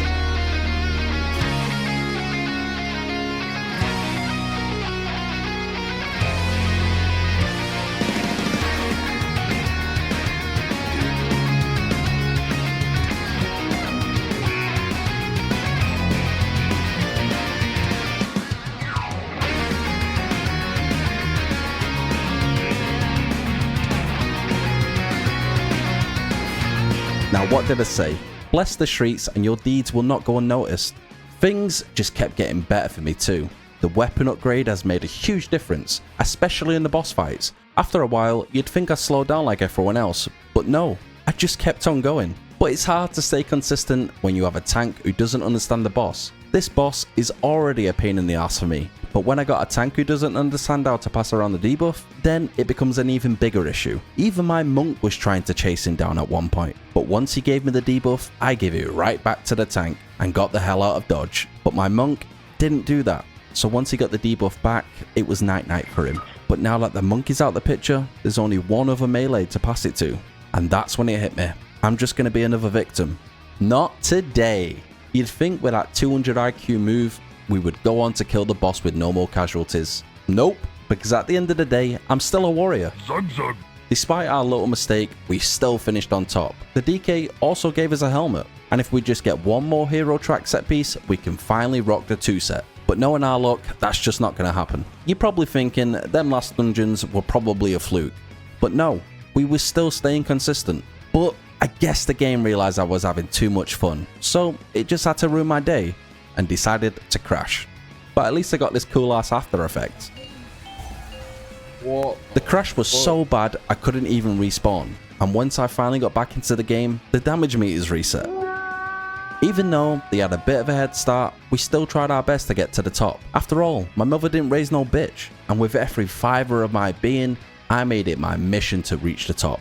I smacked them 4 buttons like I've never smacked them before, and with each pack and every ticking moment in a dungeon, I was getting ever so closer to reaching the top. And on the final boss, we reigned victor. We reigned victor. Is that what they say? Reigned victor? Is that the phrase? Sweet, sweet victory. And what was our reward? Fuck all. These last few dungeons has given me the confidence to try out some 10s, and still not having a tier set, I was feeling a little bit anxious. But don't worry, because we had a tank that pulled like a little bitch. Oh boy, here we go. Now, this is where it kicks in. How I found these players is beyond me. Like I said at the start, these are just people like us. However, these guys can give Rocky no hands a run for their money. Having a tank that pulls like this in a 10 is just unbearable. He finally chain pulled a few mobs together, but guess what? He was tanking it in a path that another pack roams into. But I'm not going to put the whole blame on a tank for this. I could have easily pinged, but where's the fun in that? Instead, I had to let this unfold, because sometimes you gotta teach these people a lesson. The worst thing is though, once this pack was over, he went back to tanking 4 footmen. Like, come on. Even when we finally got to fight in a decent sized pack, I was struggling to stay alive. I think the game knew I was tilted, because every single ability was aimed at me. I mean, yeah, I could have pressed my defensive ability, but everyone knows that you only press that when you're on 20% health. And then suddenly, my tank had an epiphany and did a complete U-turn and started pulling way more, which I would have been happy about if I wasn't dying before the packs were grouped up. This next pull is going to be fucking insane, I just know it, so I'm saving my cooldowns. I hate to say I predicted it, but I did. Sometimes you just know what a tank's going to do. How do you go from being scared to pull more than 4 footmen to pulling whatever the hell this is? I mean, do I really need to say it? Yeah, we obviously died. Who the hell does this guy think we are? Echo. But wait, it gets even worse. Going into the building with 13 minutes left, the dungeon was not looking good. At this point, I just wanted to finish it so I can at least get my weekly vault. As you can guess, that didn't happen, because my tank couldn't even survive this easy ass pull. We tried it one more time for the sake of it, but tanking a pack in a corner that leaves a pool on the floor is never a good idea. When I thought I couldn't find a worse tank, the world just had to prove me wrong. I can't put all the blame on the tank though, because legit, all 4 of these players were terrible. I mean, I get it, Baron is a hard fight, especially in a pug, because it's all based around mechanics, and not a lot of people understand the fight, but the general rule is to stay stacked and soak after the shield goes out. But not in this group's case, it's more stack in a random place and charge for the hammers to soak as quickly as possible, and that always leads to death. I mean, just look at this clip. I almost got one tapped right away because my DPS was just plowing their head into the soak, so once the shield came out and smacked me in the face, I was left on 30% HP. I can deflect the shield, but I'm still not used to pressing it. They still kept soaking before the shield came out, and I'll give it to him, they was getting away with it, but after a while, this will come back to bite him. And it did just that. During the 5 soak when Baron was buffed by Vindictive Wrath, aka he had his wings out. This means he has 100% increased physical damage and all his abilities are empowered, so naturally they started to soak early. The shield comes out, one bangs him, and then the ticking dot took out the rest. You'd think now there's only 3 of us alive, our tank and healer would take it a little bit easier, but no, the healer soaks early again and gets one bang by the shield. Because I'm all out of defensives and low on HP, I wait a little before soaking. We still had time, so there's no rush, but time is of the essence for this tank. Instead of waiting 2 extra seconds for the debuff to run out, instead he resets it, and now he's tanking 2 dots of the debuff plus the boss, so he just fell over. At this point, the key was over, but with the server going offline in 13 minutes, I still wanted to at least try and get it done. So I told them you have 30 seconds to soak, so take it easy. Did that happen? Absolutely not. You'd think blowing up your healer on this soak, you'd probably take it easy on the next one. Nope, not my group. They were still charging headfirst into the hammers in order to soak, even though you have 20 minutes to finish it.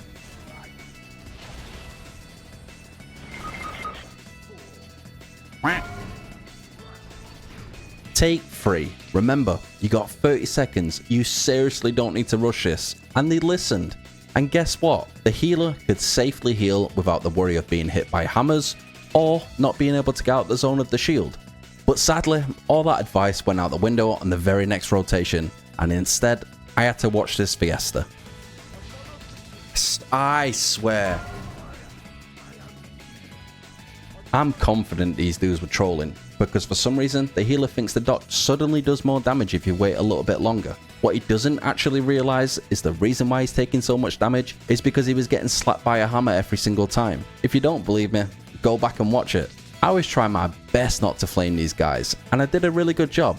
But once this warlock typed this, I kinda just lost my shit. They're legit trolling. Maybe I'm not ready for 9. They're the ones that are trolling. Bruh. How do I find these people? How do these people fucking function as human beings? I don't get it. If you're still watching at this point and somehow made it through my meltdown, I would seriously like to show you how this fight is actually played. Because I already know there's a dude typing out a message right now telling me I'm an idiot. Yeah, I'm talking to you, Mr. Segs Machine. Alright, this is me live. I'm going to be talking you through how to do this fight. Because I see loads of people messing it up and honestly, it's depressing. So before every fight, I always type stack and soak after shield.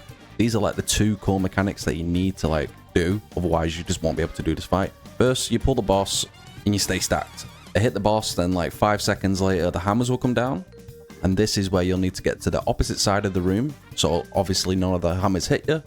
Boom, I take them all the way over here. And in 1 second, the soak will spawn, but you don't soak it immediately. Because once you get the soak, there's the initial damage plus the knockback, and then the ticking dot. And when the shield comes out, which comes out now, it would normally like one bang people. Like this was without any soaks, and he's on 50% HP. We have a blood DK in this one, so he has his AMS up. So he can soak all 3 without even receiving the dot, or taking initial damage. Plus he has a deficit band, so he doesn't get knocked back. And this is when he goes into Vindictive Wrath. I talked about Vindictive Wrath. He does 100% physical damage and his abilities are empowered, so this is where you need to be extra careful. Again, same principle. Hammer comes down, opposite side of the room, and then he'll do the soak mechanic. You don't immediately soak, especially in Vindictive Wrath, otherwise you just immediately die. Hammer comes out, boom, he does so much damage. If any of these took 1 soak, or like the AoE pulsing from someone taking the soak early, it would probably die. So yeah, I just leap away and path towards this, obviously because we have melees, we have Blood DK and myself, so I want to bring the boss close to this. We could wait for AMS and he just soaks all 5, but I don't think he ends up doing it. I think I ended up taking maybe 2. Yeah, interrupt blinding light, then yeah, that's pretty much it. We'll just go through it one more time so you know. Bait, opposite side of the room, soak comes out, you wait, F1's topped up full. See how the healer could top F1 up safely. Soak comes out, shield, jump towards the shield, and then soak. Completely fine. Yep, that's how you do it. Thanks, Obey. I hope that explains the fight, but if you still don't really get it, feel free to leave a comment and I can explain it a little bit better. Alright, take 3 of this goddamn dungeon. The fact that people still don't know how to do the second boss in this dungeon is completely insane to me. It's a very easy boss. Dare I say the easiest boss in this game, if you just play it right. And I stand by that. Even this group didn't do the boss correctly, but they was pumping so hard and the healer was a gamer. So we finished the boss in like 4 or 5 rotations. We was also barely dying, so we made up from the last 2 dungeons by 2 chests in this one. And to make it even better, we got some hero track shoulders. This means we can finally craft that 2 set. But I'm gonna hold off on that for now, because we have a weekly vault in just a few hours. In the meantime, we dipped our toes back into some 10s. Surely this time it will go better. And it did. This group were blasting, especially this tank. Jesus, I know Prop Pally did a lot of damage, but this was just insane. I could barely even keep up with him. The only time I could actually look good on the damage meters was during the boss fights. We finished the dungeon off with 3 minutes to spare, and just in time for our weekly vault. The myth track ended up being not so good, so instead we took the hero track set piece and then crafted our 2 set. So this is what we're looking like for our final push to Keystone Hero. Let the pumping begin. Welcome, welcome. We are back with another episode of Zero to Hero, DPS edition. I wish I had some good news and could say we got Keystone Hero today, but that would actually be terrible news. You'd rather see me suffer. One of you even predicted it. It only gets worse from here, and you couldn't be more right. And with the number of keys getting bricked this episode, I'm seriously starting to question if this is even worth it. What hurts most is just simple mistakes causing all these issues, but we'll get to that. Let's kick today's episode off with some happy feet. I still don't even get this death. I legit had 0 time to react. 1 minute I'm auditioning for a spot on Strictly Come Dancing, the next minute I'm being sent straight to the Shadow Realm.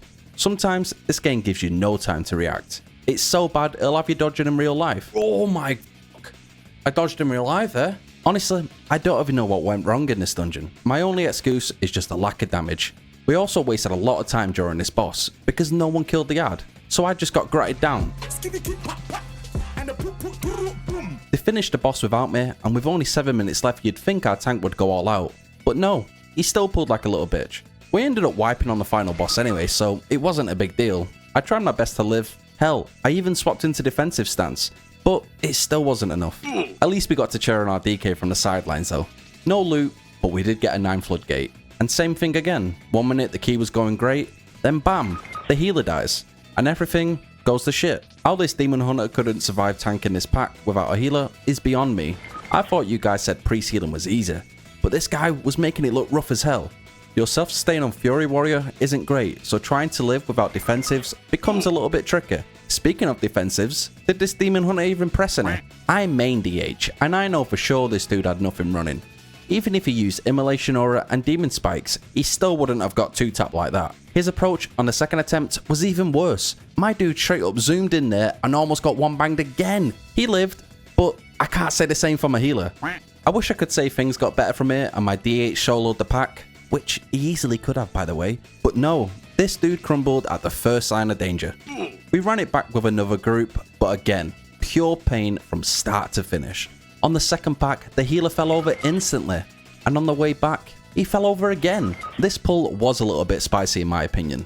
2 surveyors can hurt, but really, it's just grouping up the whole pack that's a pain in the ass. I don't even want to talk about the rest of the dungeon. Our healer got ran over straight away, and with no battle res, the fight was just basically over.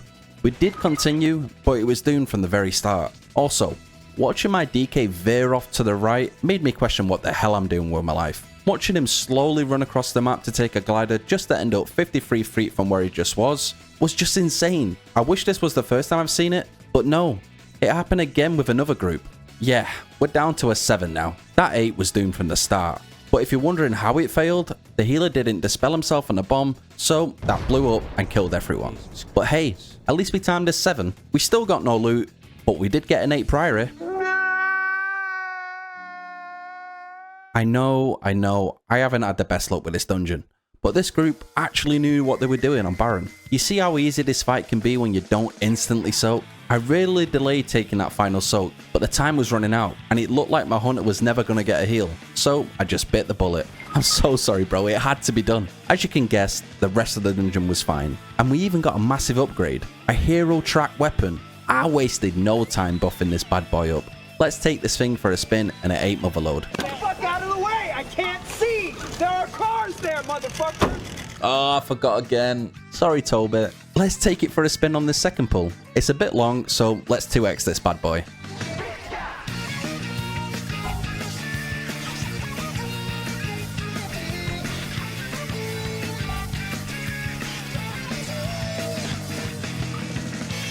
Okay, even in 2x speed this is dragging on. Let's just talk about what happened instead. We kicked off the third pull with 2 peacekeepers. And let me tell you, these bad boys do not live up to their name. They were straight up slapping my group. I have no idea how I survived.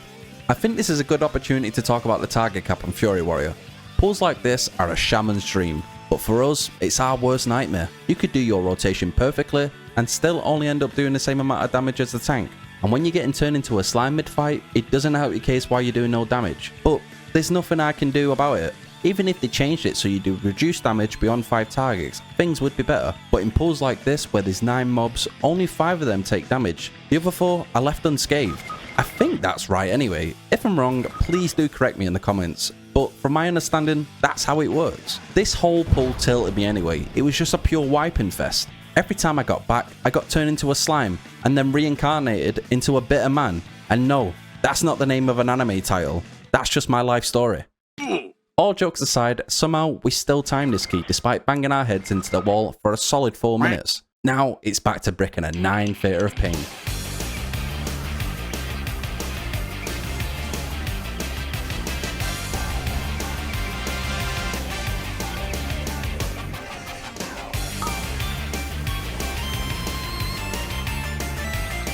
You can see these new weapons have made a huge difference in these smaller dungeon pulls. Hell, my damage was so nice I was testing out new strats mid-key. Just in case you didn't know, this gap is a goddamn lie. But on the topic of gaps, during all the boss fights and most packs, we were on top. Oh shit. We even finished the dungeon with almost 2 million total damage, which I guess is trash for some people, but for me it's a huge step up. Especially considering a few episodes ago I could barely beat the tank. No loot again, but we did get a 10 motherload. And I'm gonna keep this short and sweet. Not because I want to, because that's just how the dungeon went. What's been annoying me most about this whole challenge is I'll spend ages getting my key to a +10 just for a tank to come in and do some dodgy pulls and then leave. I mean, he was doing exactly what I preach. Slow and steady wins the race. And it was working. We had no deaths and everyone was doing good damage. And then we got to this part. He skips a pack to then suddenly pull it behind the house for zero reason. The tear gas comes out, the healer dies, and then he adds another pack on top of it. He dies, and then everyone else dies. The pack doesn't reset, so he runs back in, and instead of using Brand to stabilize it, he walks into the poison and dies again, then quits. Bye, have a beautiful time. But hold on, don't click off. It gets even better. I run it back as an 8 because I sat in queue for hours trying to form a group for a 9. Then I got a tank who runs in, pulls way more than he can handle, dies, respawns, and dies again. Oh, you thought we were done? We're just getting started. Roll the clip.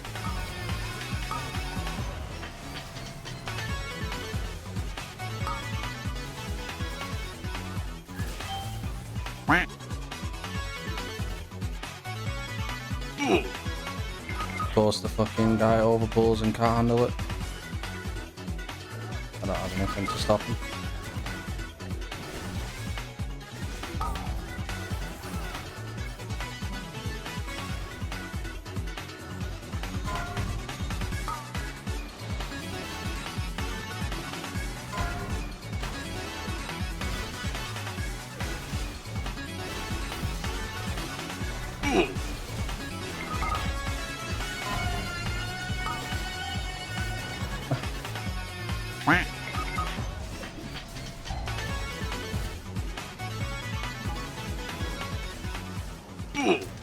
Words didn't even need to be said about that one. We ended up swapping healers and ran his tank's 8 motherload. You'd think it would go better this time, but no, same exact thing.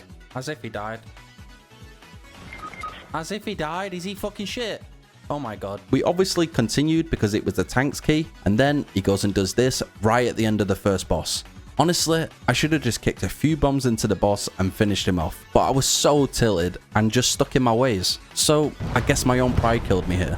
We didn't time the key for obvious reasons. This tank struggled to live on any remotely difficult pack. Of course he died. We didn't get any loot or rating either, and I think this dude was flaming the warlock at the end. Which, to be fair, is understandable. His damage was like me from episode 1, but this is a 10, you gotta get your bread up.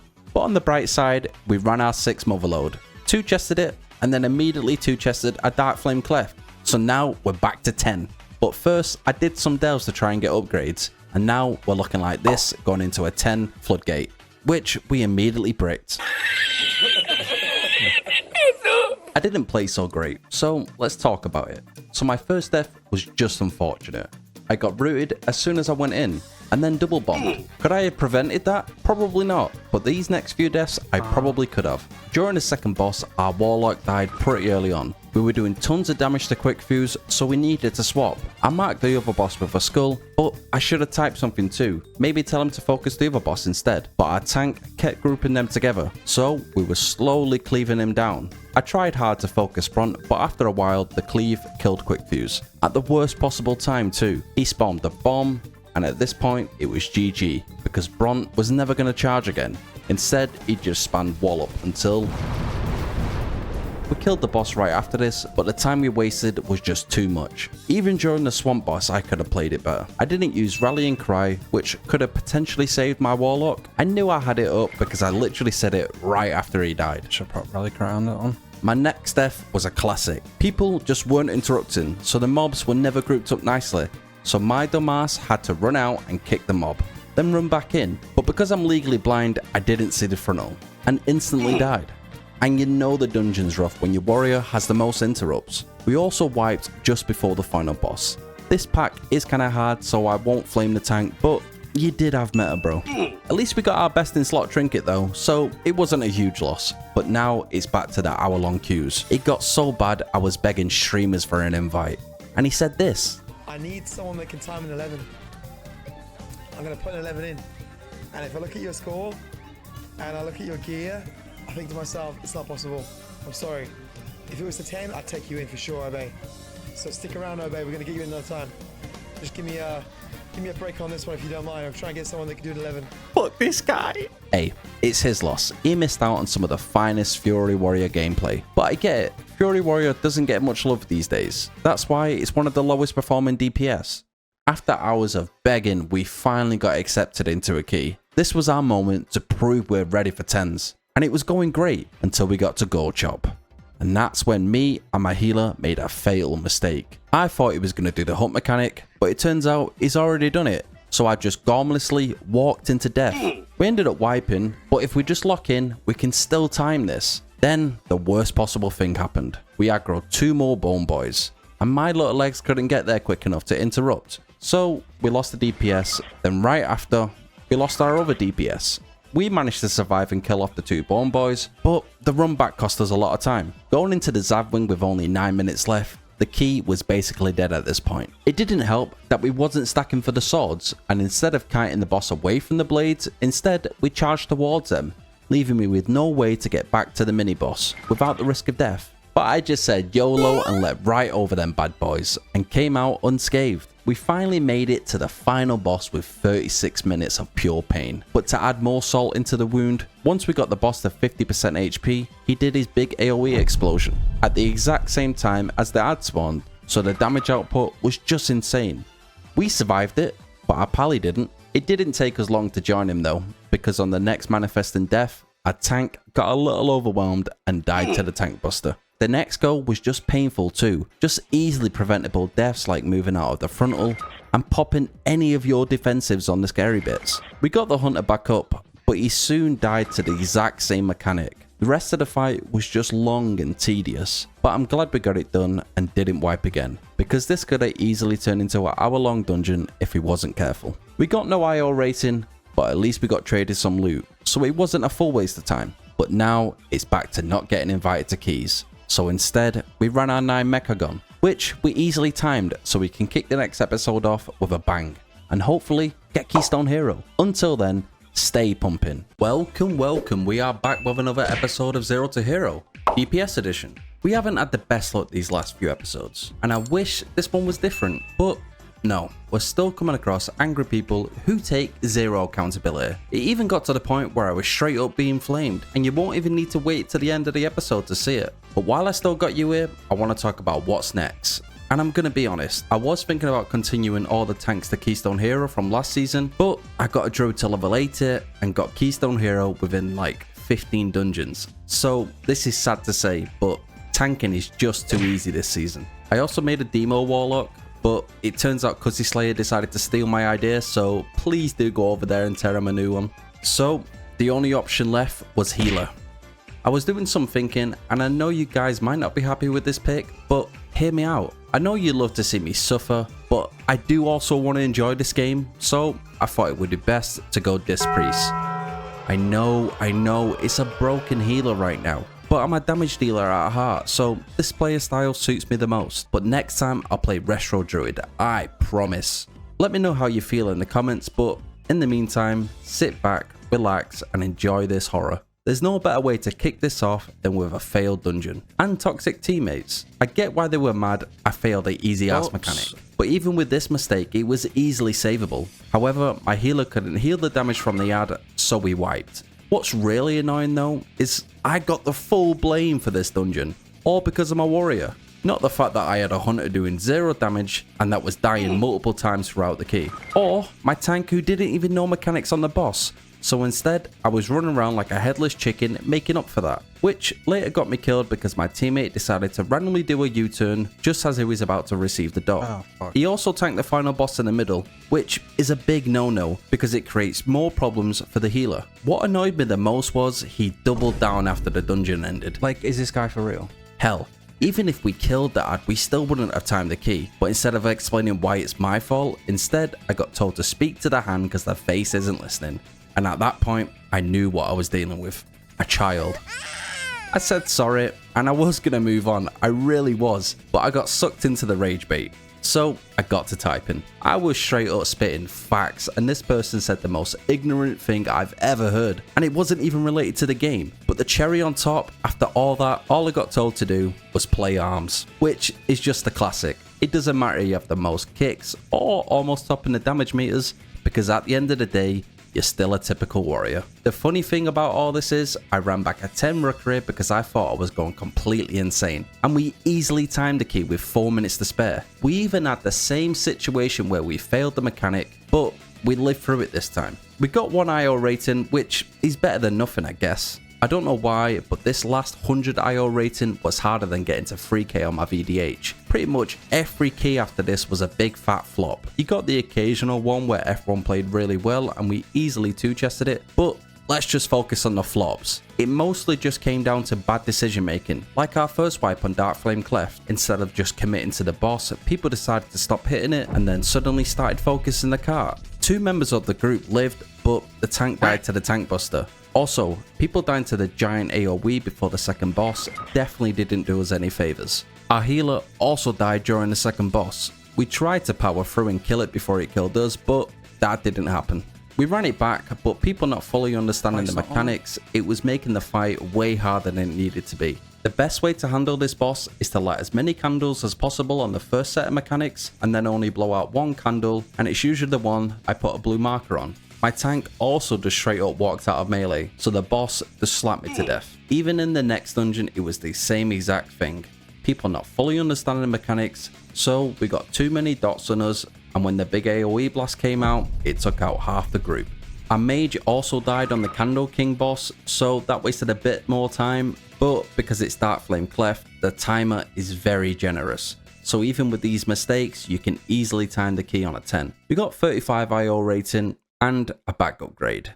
But now it's back to them hour-long queues. I was even putting ridiculous messages hoping I would get invited, but the only one that actually worked is when I posed as a DK, and I finally got accepted. And let's just say I didn't blend in well with these guys. These dudes were straight up pumping, so we easily 2-chested the key. Believe me, I'm also embarrassed too. Finishing below the tank and the overall damage is nothing to be proud of. But like I say, you can still be on the top in other areas. Sometimes just doing the mechanics correctly and making things easier so other people can shine is all you need to time these sort of keys. After that hard carry from my group, I wanted to team with people who don't have insane eye level, because there's no fun in being carried. And normally when you make your own key and handpick your group, things are usually easier, right? We had a hunter who couldn't live through anything. If there was a big damage ability coming out, you bet your ass this dude was gonna die. He also never used lust, and we was already 7 minutes into this dungeon. Our tank was screaming at him, but by the time he finally used lust, the deed was done. Our tank was tilted and couldn't really focus, so on the next big pull, he died. Everyone was pretty salty at the hunter at this point, so the key was basically over. I ran it back as a 10 and we easily timed it, but the bad news is I got an 11 priory. And it went as you expect. When I saw this tank do this crazy pull in 11, I knew we was in for a rough time.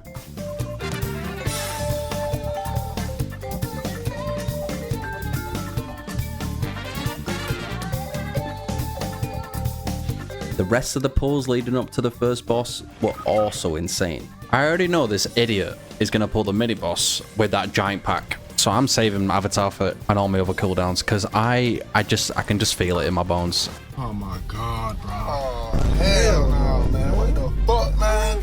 Get your ass on, boy. You get your goddamn. But after that, it mostly came down to a skill issue. I died because I didn't press my self-heal button. Oh, damn, I didn't press my heal button. And then my DK got a few deaths, but what really killed the key was on the final boss during the second phase. During the second phase, the first wave of ads we dealt with no problems, but I guess we ran out of CC abilities on the next set of ads. I tried my best to AoE him down without taking too much damage, but once our healer died, we no longer had any heals, so we eventually all fizzled out. After wiping, the chances of timing this key was no longer there, but at least we got some IO rating. Nice. Our pain and suffering didn't end there. Going into this 10 Cinder Brew, I was feeling confident. If we timed this key and close out just one more, we would finally be able to end this horrible endeavor. But sadly, it turned straight into this fiesta.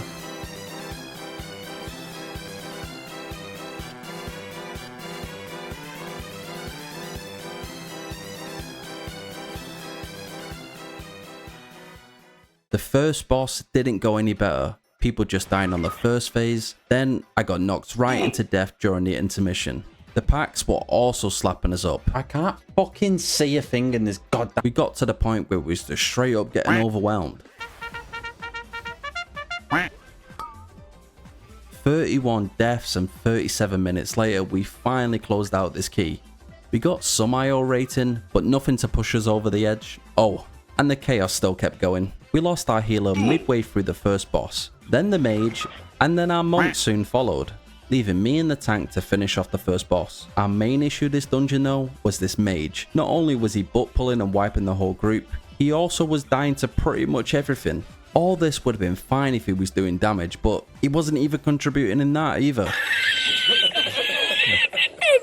The boss fights went smooth, but with all the deaths and the sheer amount of time it took to clear out the entire dungeon, by the time we got to the final boss, we was over by 4 minutes. We ended up wiping one more time on the final boss just for the fun of it, but not just once, 2 times. We eventually figured out the boss, but at this point I was so tilted I just wanted this challenge to be over with. And I really thought it would be it with this 10 motherload, but sadly it just wasn't. The tank did some insanely spicy first pull. And don't get me wrong, I don't think this pull was that bad, but with no lust and a fury warrior who barely does more damage than the tank, the outcome was always going to be the same. We ran it back and pulled the Peacekeeper on its own, but if you've played bear tank, you know this dude slaps. If you're not in Incan or have bark skin up, you're basically dead. So yeah, the tank eventually died and that was the end of that. I was so tilted at this point that I even made another ult. We eventually called it a night and returned the next day. And I gotta say, these dungeons were 10 times better than the other dungeons I've done all season. We only had a few deaths in this Dark Flame Cleft, one being when my tank walked out of melee again, so I got slapped to death. But if you've watched this series all the way through, you know this stuff never happens. Like, ever. But the rest of the dungeon was smooth, only getting one more death on the final boss, so we easily 2-chested this and got a whopping 8 IO rating. I also got a 12 Cinder Brew. I didn't feel confident going into this 12. my eye level is super low and I would only hinder my teammates, so we lowered it to 11 and sent it. And honestly, this dungeon was perfect. All the bosses were clean. Even packs we've struggled with in the past went down with no hiccups. Everyone was doing good damage and we was doing all the core mechanics, which made the run super clean and simple for the group. We sadly didn't manage to keep the clean sheet though. We lost our healer and DPS on the final boss, but overall it didn't mess up the 2 chest, and we closed it out and finally got Keystone Hero. And honestly, I couldn't be happier. Could I see myself pushing to 3k on this character? Absolutely not, mainly because of the queue times. I was waiting 30 to 45 minutes to get into a key, which is totally understandable. Fury Warrior isn't in a great spot right now, but overall, I really did enjoy this. The rotation was easy, each button felt nice to hit, there's also 0 downtime in your rotation. It's just the little things that are annoying. You don't really have amazing self-sustain, and the AoE cap can be a pain in the ass in the majority of these keys. I do believe this is a great character as an entry into learning DPS, and I'm happy I picked it. I hope everyone enjoyed this series. Stay tuned for the best healing you've ever seen, because we are about to tackle a new adventure. Hey, maybe even this time we'll push the 3k, but for now, stay pumping. And as always, if you like the content, subscribe. If you made it this far, we already know you like the content, so subscribe anyway. Like, comment, all of that good stuff. Thanks for watching. Bye bye. Welcome, we are back with another series of Zero to Hero, Healer Edition. We've tanked our way to Keystone Hero and we've sliced our way through on DPS, but now it's time to do the hard part, get Keystone Hero as a healer.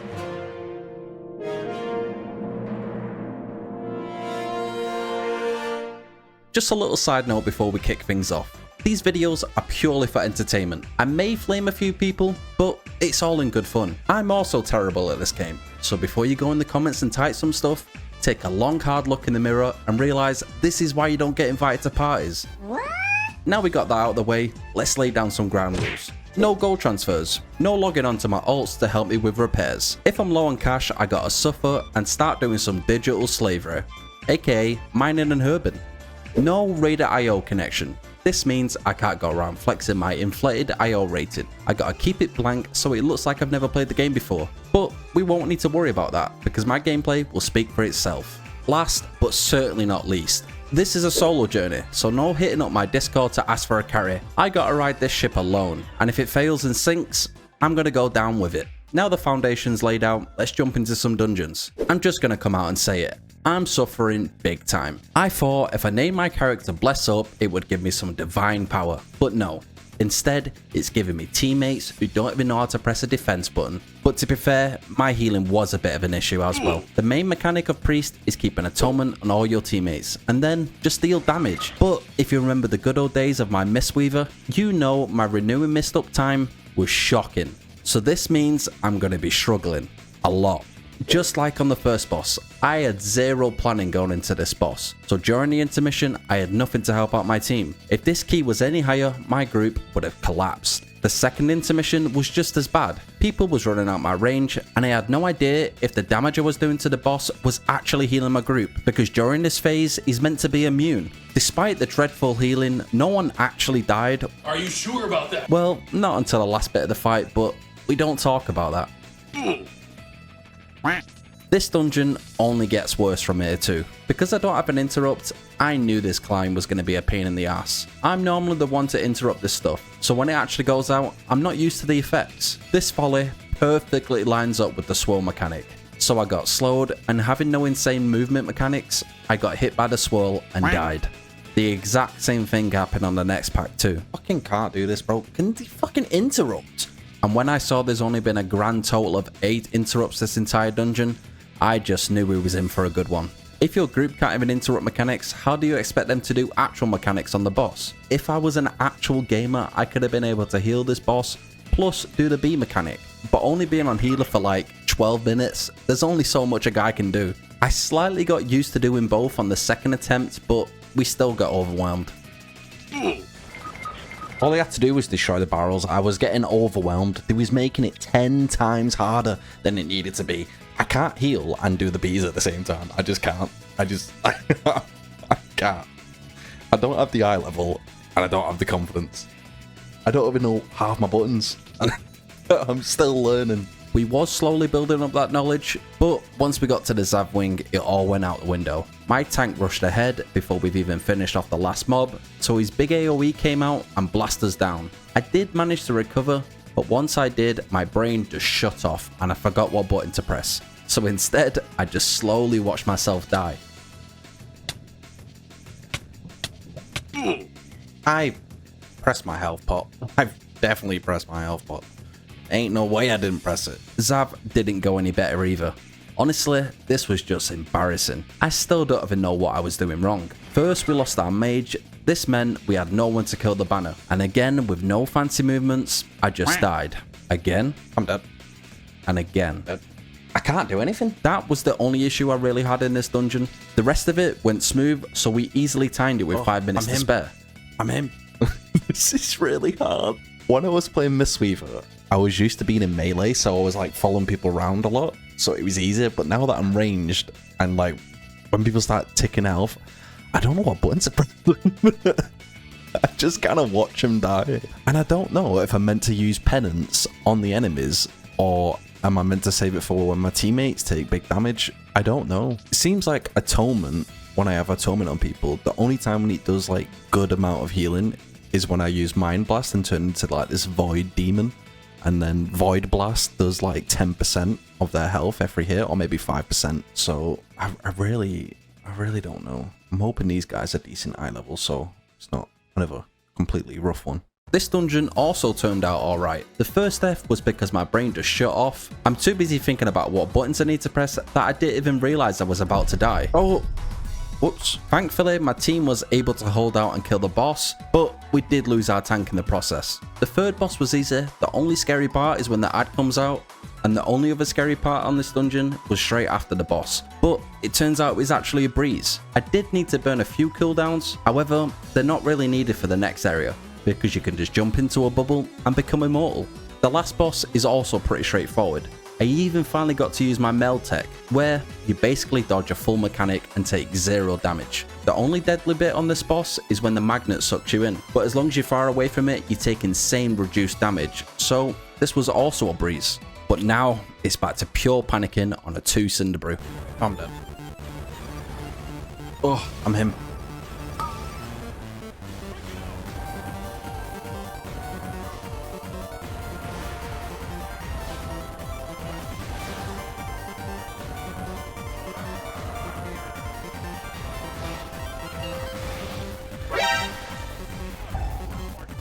Oh shit.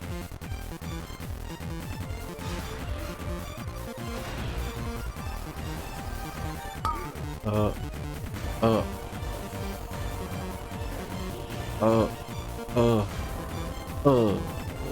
I'm choking.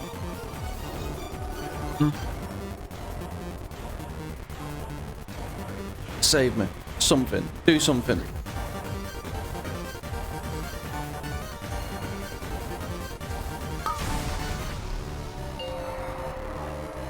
What the fuck is going on? We somehow managed to live through that and took out the boss. We had a little bit of a hiccup on the IPA boss, but this has happened to every tank at some point this season. I was also slowly feeling more confident to do mechanics while also still healing. Then we got to the final boss, which was just pure mayhem. Not only did I have to dodge every barrel going off in the room, I had a tank that never lined up his frontal. Instead, he would swing it around the room like he was at some frat party. Put it away, put it away. Yo, this guy. But we dodged it and finished off the dungeon. And I thought the next dungeon was going to be the exact same. We only had 2 deaths going into the final boss, but then it all went downhill from here.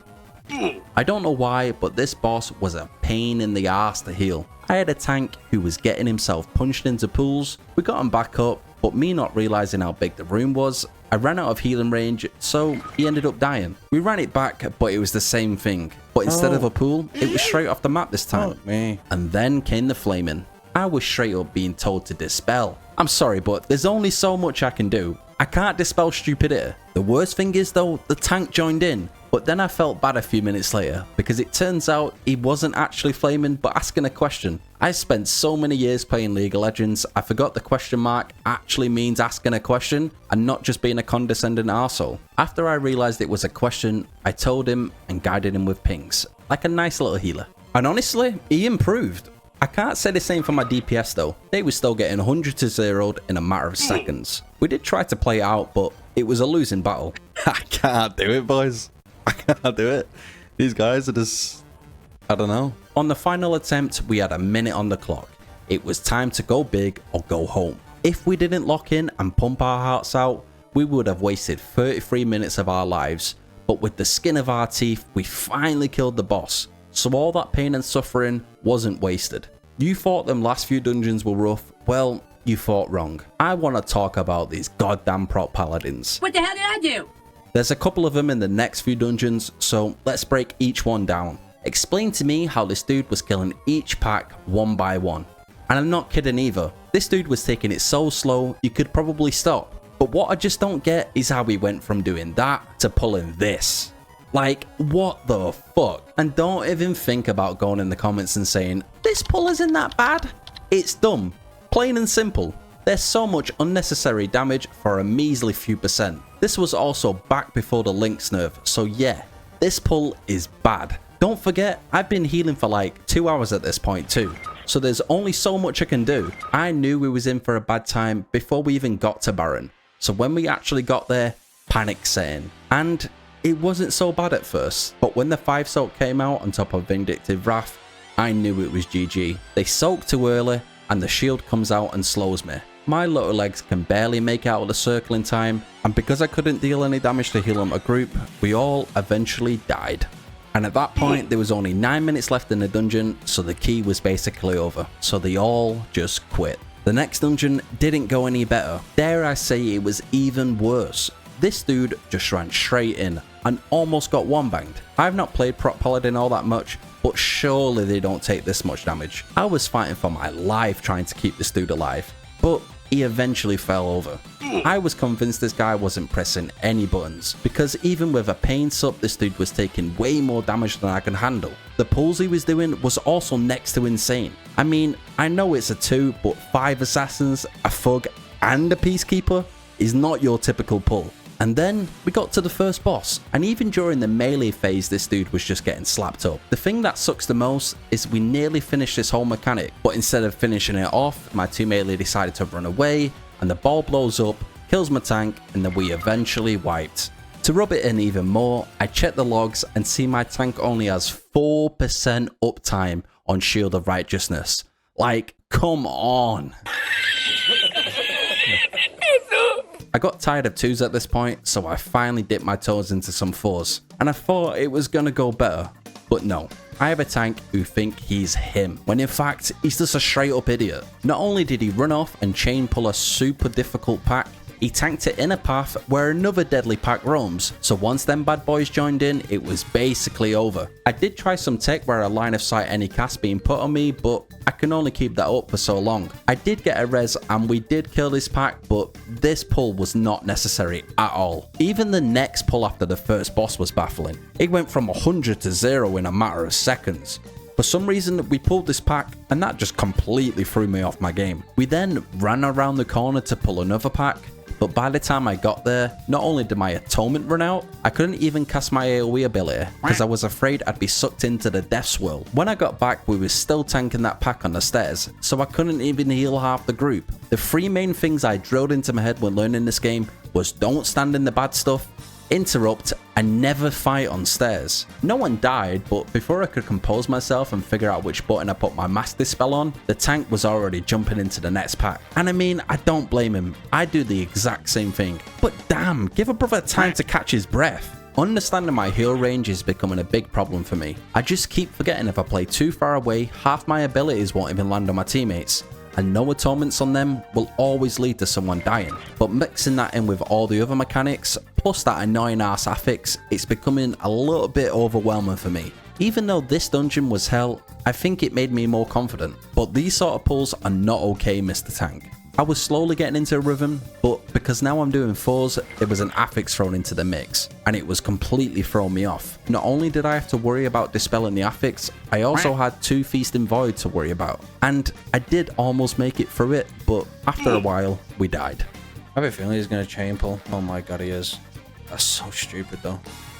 know why you would ever do this. Yeah, the chain pull didn't stop, and it didn't even make any sense either. The dungeon was already failed. Why add more time onto it when you can already see I'm struggling? And then this motherfucker had the audacity to flame me too, but just forgot to mention that I had a warrior only doing 300k damage. Like, what the fuck? Also, this tank was doing some wild pulls and was expecting me to be some god tier healer, but even with 2 hours experience, I thought I was doing a decent job. The embarrassing thing about all this though, once we started the boss, everyone, including the tank, stacked in the middle of the room, leaving me zero room to do anything. Like, how can you call my healing terrible when you have zero clue how to play the game? We of course wiped. I mean, I can't heal stupid, but man, people can take zero accountability on this game. I mean, I know I'm not great at healing, but some of these tanks and some of these DPS have no clue what's going on and just expect you to bail them out. We finished the dungeon, but I'm so worked up writing the script, I'm just gonna end it here, because even the next dungeon was so tilting. If you want to see me rant some more and die 1,000 more times, then tune in next time. Welcome, welcome, we are back with another episode of Zero to Hero, Healer Edition. Last episode was crazy. The support, the comments, the chaos, I absolutely loved it. Just a heads up though, these recordings are a little bit delayed, so you might not see your tits in action just yet, but sometimes it's good to learn the basics on your own and then polish it up once you've got that down. This episode is gonna be a little bit different than the first, but don't worry, we're still gonna see some terrible healing, questionable gameplay, and teammates raging, even though we still easily two-chested it. Oh, and that's all within the first few minutes, and then we're going to take a dive into the struggles I've been having and how we're going to overcome them. So if you got a spare 10 minutes, and I'm sure if you're a DPS main you have a spare hour sat in them endless queues, hey, maybe this will even inspire you to reroll. With all that said, let's dive into our first dungeon of the day, a 4 Mechagon. You already know you're in for a rough dungeon when you wipe on the very first obstacle. All the interrupts are up, yet no one's even bothering to stretch their fingers over to press it. We all make mistakes though, just like me on the first boss. First, I'm gonna let it play out, and then I'll talk over it because I kinda trigger my teammate with this play. But I swear, there's more to it if I just walk you through my thought process. I know some people can get triggered easy. I was a victim of it in the last episode, when I thought that dude was being condescending, but it turns out he was asking a question. But on this one, I was just stating what I saw. I wasn't trying to throw anyone under the bus. Of course we wiped, and I get flamed. I then explained what happened, and then this warlock thought I was straight up blaming him, but I wasn't. I was just saying what happened to me. He was still waffling a few minutes later, and he was right about the second box, but that first one was just BS. Let me get a VAR on that one. So, yes, Jeff. He's looking like he's getting behind the box, but is he onside? Who knows? Let's find out. After review, there was no offside offense. I knew I was behind that box. A few years go by and I'm on my third kid, and this dude is still yapping. But we continue and get on with it like normal adults. But this game is still finding ways to embarrass me. After review, there was no offside offense. We killed the boss and the rest of the dungeon was smooth, but we're gonna get a little bit shameless and bag on this warlock for calling me clueless. Instead of just making a portal here, instead he ran directly into the pack and died. Ha! Clueless. We timed the dungeon and I decided to do one more just before I head off for the night. And for the life of me, I couldn't keep this paladin alive on the first boss in Priory. No matter what I pressed, this dude's health bar just wasn't going up. I know for a tank this boss can be rough. You're basically getting hit with bleeds and tank busters 24/7. We did almost kill the boss, but on the last 15%, our paladin finally fell over. We ran it back one more time, but the fight was already over before it even started. Not having any cooldowns left on me or Paladin, it was gonna be rough to keep this dungeon alive. And that was my first 24 hours as a healer. There's a few things I've been struggling with, and we're gonna address them. The first one is making a sound effect for when I use PI. The lack of PIs I'm sending out is just embarrassing. The second one is my drip. It's time for a makeover. If you're not dressed for the part, how the hell are you going to improve?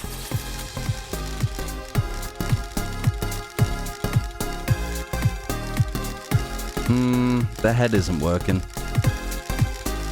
That's better, but still not it. Mwah. Perfect.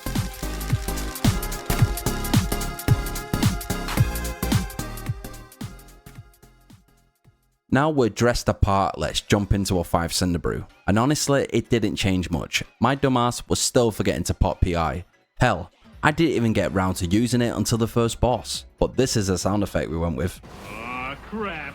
I also just realized that we both get the PI effect. And with this newfound realization, I was sending that shit on cooldown. Aw, crap. Even with the PIs out, I was struggling to heal on this first boss. It didn't help that almost every ability was aimed at me. I mean, I know I'm looking good now, but can you please focus your attention on someone else? I'm already struggling as it is. I did feel more confident in the packs that I used to find scary. Maybe I was finding people who actually pop defensives. The packs were also dying fast, so maybe that was a bit of the reason.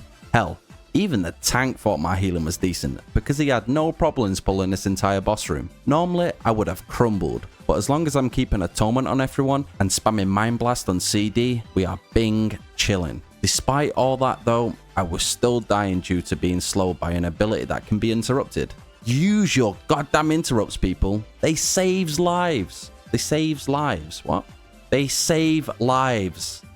Someone did comment saying I'm not meant to be the one doing the B mechanic, but if everyone's healthy and I have a window to do it, I would try and squeeze one B in. The rest of the dungeon was smooth, so we easily timed a 5 Cinder Brew with 6 minutes to spare. We also had a vault to open. I could either take the set piece helm or go for the big damage boost with the weapon, but I thought I had a better idea. So I went into a delve, got the bounty, only to receive another hero track helm. So my idea had failed. I then went back to the vault, collected my dagger, and turned my helm into a set piece. And then catalyst my hero boots, but my small ass brain just forgot boots are not a part of the tier set bonus. So I just completely wasted a catalyst charge. Wait, boots are not a tier set? What? Oh. Am I dumb?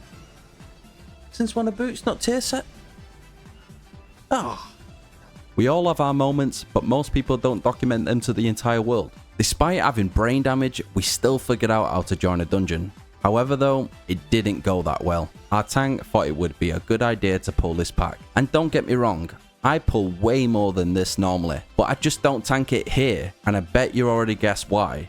Yep, that roaming pack obviously got dragged into the mix. If I was better at this game, I would have popped a paints up and prayed that my tank could have survived this. Instead, I panicked, tunnel visioned on F1's health bar, and just kept spamming Mind Blast and Void Blast, hoping they would live. But sadly, they didn't. But the fact that he asked why did we pull a roaming pack is just insane to me. He also wasted no time pulling the same amount after everyone used their cooldowns. It probably would have been fine, but I was panicking and cancelled my AoE to put atonement on everyone.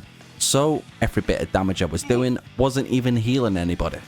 We ran it back for the 3rd time and the same thing almost happened again, but thankfully the sharpshooter jumped into us, but the pack was still inches from being pulled. We did end up pulling her 2 nights after this, but having time to think and space to move, it was actually a lot easier this time. We had one more major fuck up just before the first boss. Again, we tanked another pack in a bad spot, a big ability comes out and someone accidentally butt pulls a pack that stood 15 feet away. I tried my best to top everyone up and stabilize the pack, but I ended up getting a bit of aggro and slapped in the head from miles away. And of course, the tank is still blaming everyone else. Despite them big mistakes early in the dungeon, we still managed to time the key with 5 minutes to spare. And even though I do get annoyed about these dungeons, these are the type of ones where you grow as a player. I don't know if my HPS was good. Let's see what atonement was like. 72% uptime.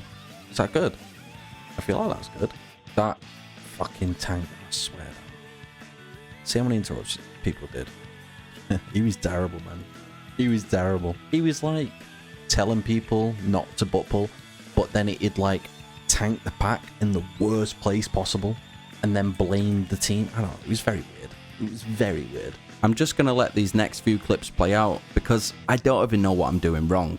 It just feels like I'm being targeted by everything. Oh, I'm dead. Only the strongest survive.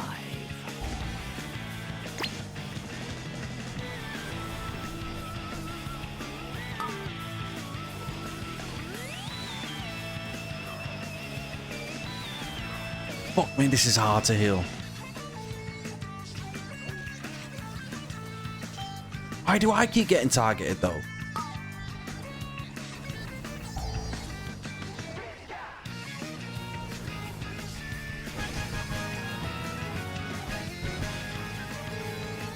The only other deaths that happened in this dungeon were ones that I don't even think I could have prevented.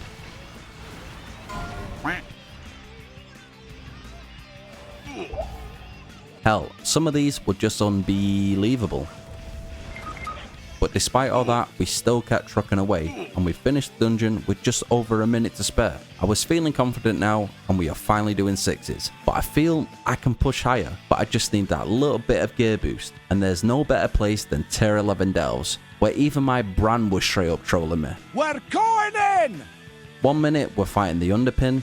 I turn around and that fucker has gone and pulled everyone in the entire area. Get over here! You got to dodge! Oh, don't go dying on me! Gonna hope that's the last time I end up in this situation. Fuck you, Bran. Now what do you mean by that? After a few delves, it was time to put our skills to the test. Was I nervous? Yeah. But you're never going to learn if you don't put yourself out there. I knew as long as I had atonement on everyone and spanned my damage abilities off cooldown, everything would be okay. You really don't need to do anything insane. As long as everyone plays their part, you can pretty much do anything. The only deaths that we actually got was 2 during the Zav wing. We took too much time finishing off the mini boss, so our 2 DPS got sliced up in the process. I also died on Zav. For some reason, no one killed the banner, so my slow ass should got stuck in the middle of the room. Someone said in the comments that I can use Fade to get rid of the slow, so next time I will be using that. I was so upset about dying that I didn't even think about what would happen if I instantly accepted the res. Don't you dare. Oh my god. I did learn my lesson and waited on the next time though. The rest of the deaths were just funny. I guess everyone's brain just shut off during the last few percent of Gold Chop. Everyone got hit by the chains, and I spammed the heals on myself like the selfless healer I am, and thankfully we finished it before we fully wiped. The next few were just annoying. I don't even know how I could have stopped this. Normally, when I play tank, I just try and aggro F1 and reach the end of the room before the cast even begins. But as a healer, I don't have a single clue what I gotta do. The remaining deaths was when our hunter got blasted in the face by the giant frontal. You'd think he'd blow us away and learn from his mistakes, but no, he got blasted in the face yet again. We still carried on without him, and we finally managed to time our first 7. I mean, it's not insane, but it's progress. We also got some massive upgrades from this dungeon too, so in the next episode, we're going to be insanely strong. That's very good. We got our best in slot ring. Not only we get best in slot ring, we also have enough crest to craft our item. I took our new weapon to the dummies, and let's just say our damage is big now. Big damage also means big heals, so if you like the healing content, hit the subscribe button. If you made it this far, we already know you like the content, so subscribe anyway. Like, comment, all of that good stuff. Thanks for watching. Bye bye.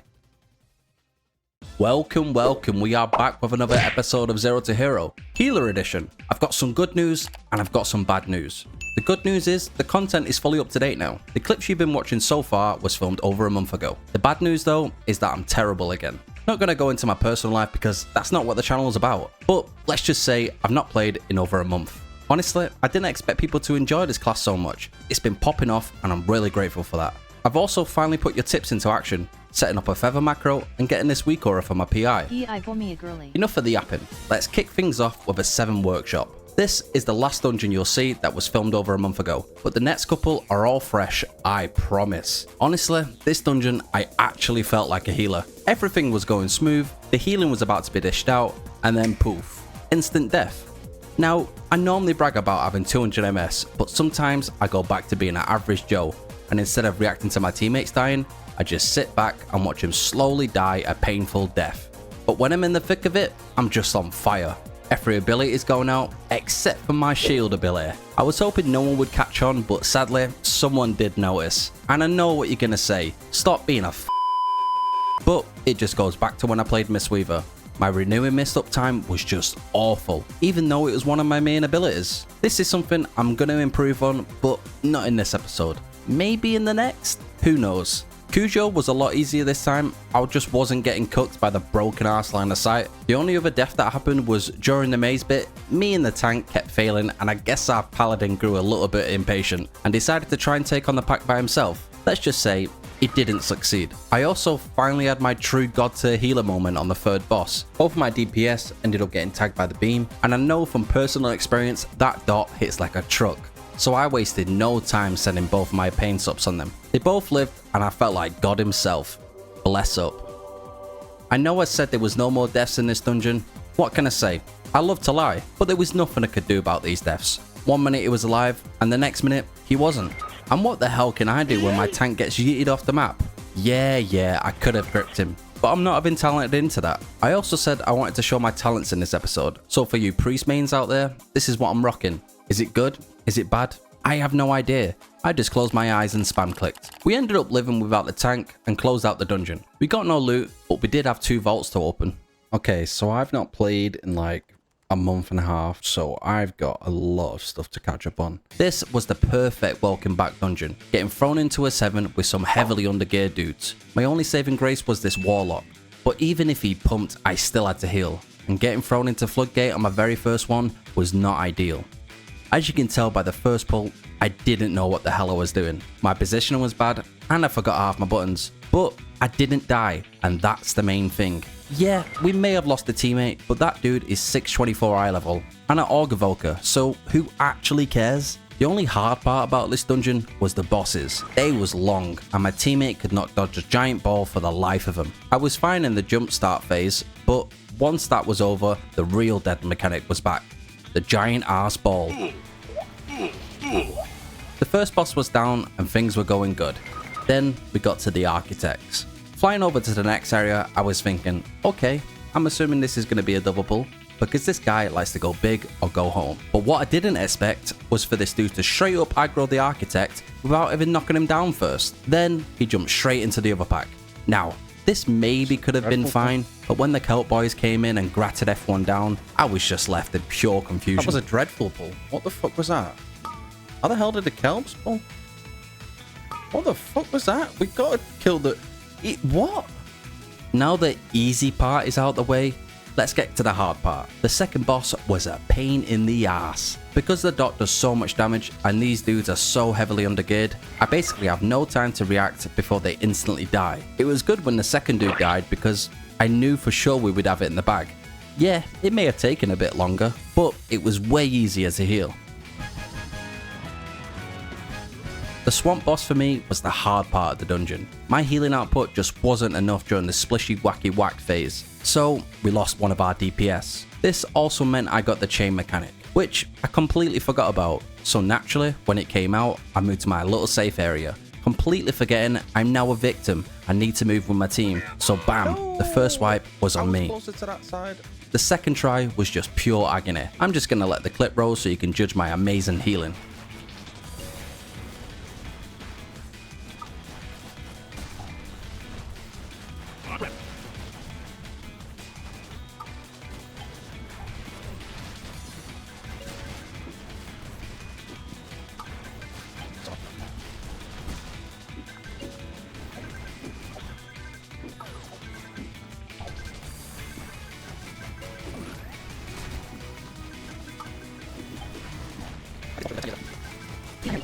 Yeah, I know I didn't use my shield enough, but can someone at least tell me what the number means above the ability? We tried to make up for time and skip bubbles, but as expected, it didn't go that well. The final boss wasn't so bad for me. I know the damage pattern because of the so many failed attempts I did on the very first episode. I was also slowly getting used to my buttons again, so muscle memory kicked in a bit. We didn't time this key, but it's a nice way to kick off the return to healing. Easy. Wasn't even hard. Stop the cap. That was fucking solid. I hated every moment of it. Healing 630 and 624 eye level people when they're barely doing half my damage. Well, just over half my damage is completely insane. When there's a lot of stuff going on and I need to like get in the correct position, I'm just not locked in. I've not played a video game for a month and a half. So my just spatial awareness, I guess, is terrible. Being in the right spot is a really slept on thing. Making sure you position correctly can be a massive game changer. It can be used to line of sight abilities, or make it so you can avoid spells so you have max uptime on your abilities. What's also a slept on thing is pulling like a normal human being. Like, the pulls I see in these dungeons are just unbelievable. You seriously don't need to pull like a madman in S6. We all make mistakes though, just like me during the second boss. I completely missed the tornado. It didn't help my case that I was the one who marked the spot too. Are you stupid or something? But it's fine, because as long as the tank don't panic and walk out of melee, you can easily heal this. Now, it's time for the Candle King, and I'm not gonna lie, I was shitting bricks. This boss requires some big heals, and the healing was good, but for some reason the boss kept targeting the only person who had no clue how to aim the axe. You'd think he'd learn by the third time, but nah, he was still getting yeeted. It didn't really matter though, because the heals were still being pumped out, but at least he figured out how to aim the axe by the end of it. And he went on, the only person he went on is a guy who didn't know how to do the mechanic. The rest of the dungeon was pretty straightforward, so we easily two-chested it. It was a new week, so we had another vault to open. We picked up our gloves and turned them into a set piece. But now, it's back to my worst dungeon to heal, a goddamn cinder brew. And straight away I got flamed despite no one dying and pumping out big heals. I still don't have a clue what I'm doing wrong on this first boss. No matter what I do, I still feel like I'm a victim. This new week also meant this annoying ass affix is back. It just comes in at the worst possible time. I managed to get it off my teammates, but because everyone is spread out, I never get the chance to use my mass dispel. I know there's a few classes that can dispel themselves, but I have no idea which ones can actually do it. Despite being a victim on the first boss, I didn't officially become one until we got to the next area. I don't really know what killed me. A bunch of damage hit me all at once and I just died. My next death again was because my lack of spatial awareness. Planting myself in a bad spot with a terrible camera angle. So once the swirls came down, I couldn't see that I was stood in instant death. The B boss is becoming easier to heal. I'm still not fully used to healing and doing the Bs at the same time, but we are slowly getting there. Sometimes it's just hit or miss if my DPS get the bleed on him. If they do, I need to focus on the heals and pray they do the Bs. If no bleed, then we're bing chilling. Now, I'm all for pulling big, but in these sort of keys where not everyone is fully kitted out, there's no point. Even if you can live this pack, doesn't mean everyone else can.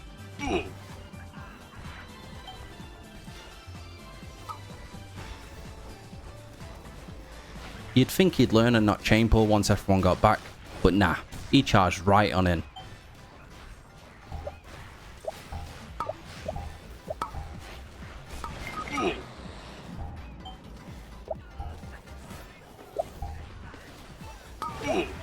Okay, what? Why are we pulling like this? We still timed the key with 3 minutes to spare, and I even got a clickbait for my thumbnail, so it wasn't all bad. And even though my healing is not great, we are still timing these keys. But you can't time every key. This takes us to our next dungeon. Now, I'm going to pause it here. When you see big pull in the chat, what do you think?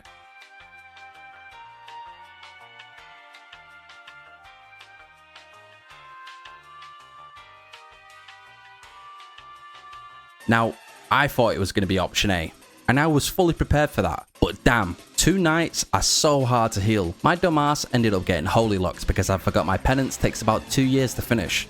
I could have probably healed this, but again, being in panic mode, I didn't fully see where I was standing, stepped on a bear trap, and bled to death. By the time I returned, my tank instantly dipped. Before I knew it, I was hit with the affix, a tank in Narnia, and blessed with the eyesight of Stevie Wonder. And again, I walked into a trap, died, my tank then gets yeeted, and we wipe. At this point, you'd think, let's take it a bit slower. We've still got a lot of time. But nah, not my tank. He lives life to the fullest. He sees his teammates bleeding to death and thinks, fuck it, let them burn. I want to get smacked in the face. I need to get pounded to death. So yeah, yet again, the affix comes in. I'm in pure confusion.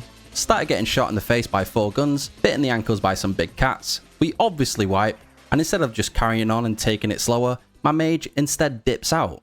8 workshop. Calm down. The scary bit in this dungeon for me is this pull. Overall, it's not too bad.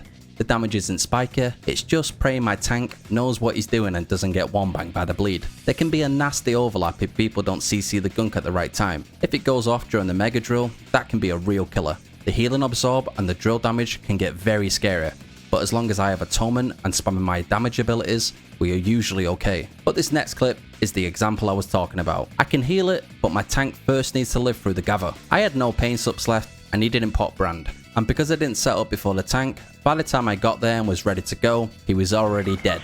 And again, this just circles back to me not having good positioning. We didn't reset the pack either, so yeah, we wiped again. These dogs are a bit of an issue too. Because they put out a dot on my teammates, it can be hard to manage. I was waiting for an overlap with the dots and the affix so I can kill 2 birds with 1 stone, but like the idiot I am, I wasted it before going into this next area. So I got overwhelmed with dots and lost one of my DPS. After our little mishap in the last episode, I'm actually used to fighting Cujo now. The only time when there's some serious damage is straight after you dispel the dot on the tank, so as long as you pump right after that, you can easily do this boss. I again struggled on this mini boss, for no real reason really. I just didn't have a torment on anyone, and I never knew if I had enough time in between each blast to pop my AoE to apply a torment to everyone. But in the end, no one died, so it's not really a big deal. I had the same gamer moment when my warrior got hit by the beam. Again, this boss is a breeze, just don't get hit by the objects flying around and you're basically chilling. And as always, as long as you're in this bubble, it's basically impossible to die. What? That's bullshit. With the final boss, the magnet pulling is the scary bit, but as long as you're not stood near the magnet, the damage it puts out isn't that crazy. The only scary moment I had to deal with on this boss was near the end, but I just spread my wings and blessed my teammates with my load. What did he say? Pause. We'll end it on a high note. End it on a 2-chested 8, which is decent considering I'm not that good at healing. I want you to leave a comment to see which one is the best, because at the moment it's up against these 3, but I want a trinket where I don't really need to press a button. It's not like an active one, it's just an equipped one.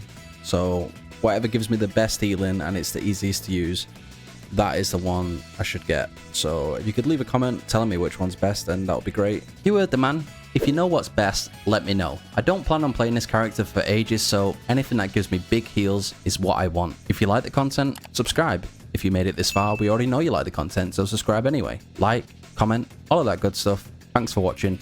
Bye bye. Welcome, welcome. We are back with another episode of Zero to Hero. Healer Edition. Right, I think it's time. We've been in limbo now for a few episodes, sticking to our comfort zone, doing 6s and 7s. If we're going to improve, we got to dig deeper, so the goal today is to start pushing 10s. Can we do it? Let's find out. So, I finally got enough gold to enchant my gear, but now this means I'm broke. So, I have to go back to digital slavery. Make me the perfect miner, cleaver straight from the core. Callous fists, crystal born, harder than the angel's horn. In the meantime though, we did pick up our Mr. Pickup trinket and maxed it out, so now we are going into our dungeons looking like this. I know I said I wasn't doing 7s anymore, but come on, this is just a warm-up key. After this, I promise we will go higher. While this amazing healing gameplay is going on in the background, we might as well talk about what's next. We have 2 options, either continue to 3k, or finish up this character and move on to the next one. Leave a comment, let me know which one you prefer, and in the next video we would choose the winner. The first area went smooth as usual, but for some reason on this pack after the first boss, I just struggle so much. Going into the fight, everyone is always super low due to fall damage. I never have enough time to top everyone up before we start the fight. So we go in, and before I know it, I'm basically already dead. And even when I get back, it's the same thing. I tried to stabilize, but just get blasted in a matter of seconds. What the fuck? I know I didn't press any of my defensives, but I just never thought I'd get blasted so fast. The tank lived anyway, so we didn't fully wipe, but it's just strange because this next pack is way easier to heal. I don't know if it's just because I'm expecting more damage, so I'm more focused, or the fact that I'm just not being targeted by every ability all at once. There's also instances where the mob I'm targeting dies and it doesn't automatically switch me to the next one. I'm used to playing melee, so this is kind of new to me. The next boss went fine and we had plenty of time going into the next area. I also learned that the debuff that the Ascendant puts out is a heal absorb, so as long as I'm pumping just before it goes out, I don't need to be worried about mass dispelling. I can just keep throwing my abilities and hoping for the best. But there is situations like this where it gets a little overwhelming, and I die. We still had plenty of time going into the final boss, and I was also starting to understand this boss more too. I do have trouble getting my atonement on everyone, but that's partly due to them stood way too far away. We still 2-chested the dungeon without any problems, and I even got a trinket, which I thought was an upgrade, but my teammate decided otherwise, and before I knew it, I was getting hunted down with pitchforks. They apologized though, and I gave him the trinket. we also ended up running another dungeon together. And to be honest, for a 9, it was really easy to heal. This was the only death we had the whole dungeon. I didn't realize my tank ran out of buttons, and instead of hitting him with a paint up and focusing my heals on him, instead I watched him die and ran away like a little bitch.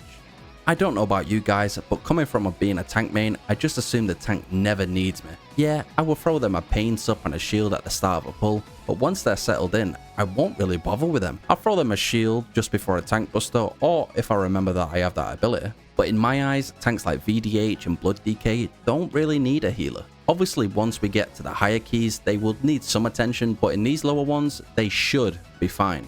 This group was good, so we easily timed this key. I also felt more confident healing these higher keys, so we threw ourselves into the deep end for 9 Cinder Brew. Alright, let's go. I absolutely hate this dungeon, but we're doing it. This dungeon went from 100 to 0 really fast. The first area we didn't really struggle with.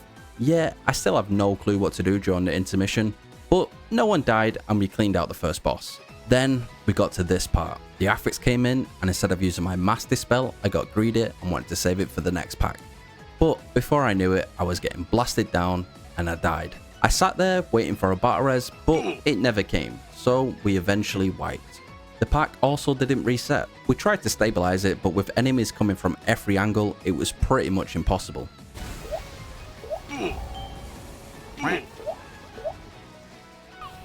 Don't run in if you can't survive it and I'm not there, mate. Okay? In this next clip, I just let it play out, because I seriously think there was nothing I could have done.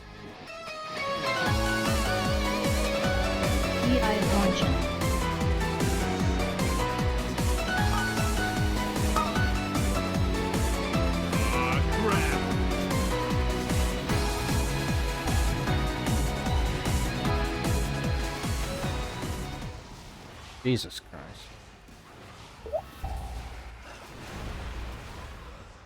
Okay, now.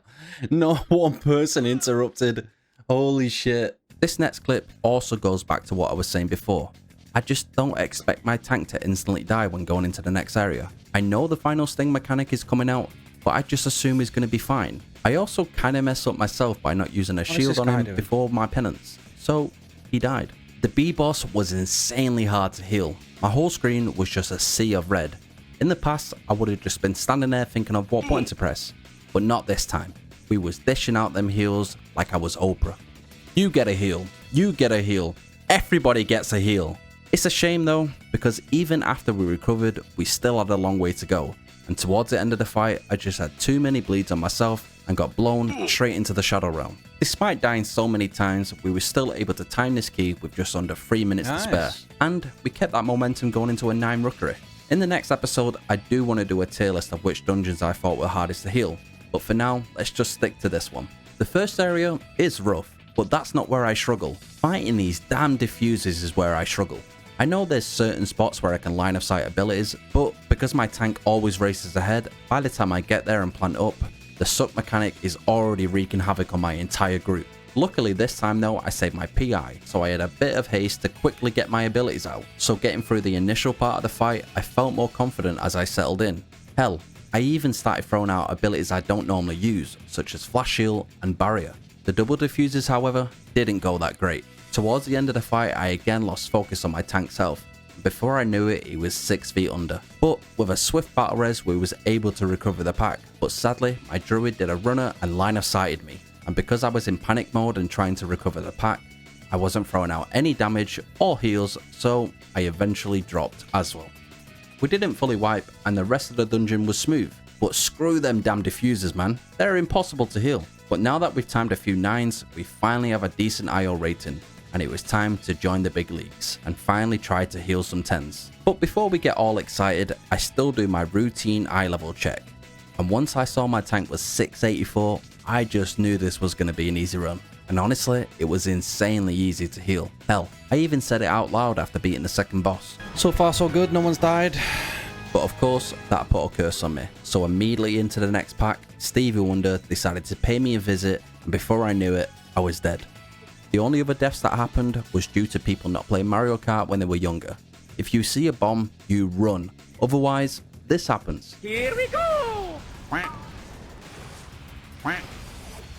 Like I said, The tank was so heavily overgeared that the only hard part about this dungeon was realizing that the rest of my journey was never going to be this easy. So yeah, we easily free chested the 10 motherload, we got no loot, but I guess we got some experience into how 10s can be. But let's not stop there, we've got all the other dungeons to plus 10, and there's no better dungeon than the one I've been struggling with the most, a 10 rookery.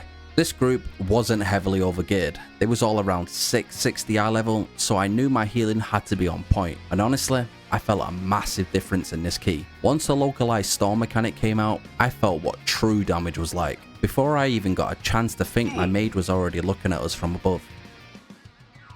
I was better prepared in the next pack though, making sure I use a big button to keep everyone alive. Well, not that guy. I can heal damage, but I can't heal stupidity. Don't get hit by the giant thunder, dude. And then we got to my worst nightmare. Or so I thought.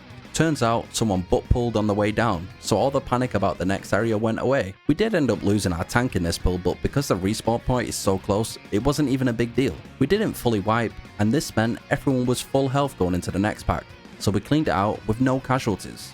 What I have noticed a big difference in is how long packs live for. Because everyone isn't insanely overgeared, the dungeon takes a little bit longer to clear.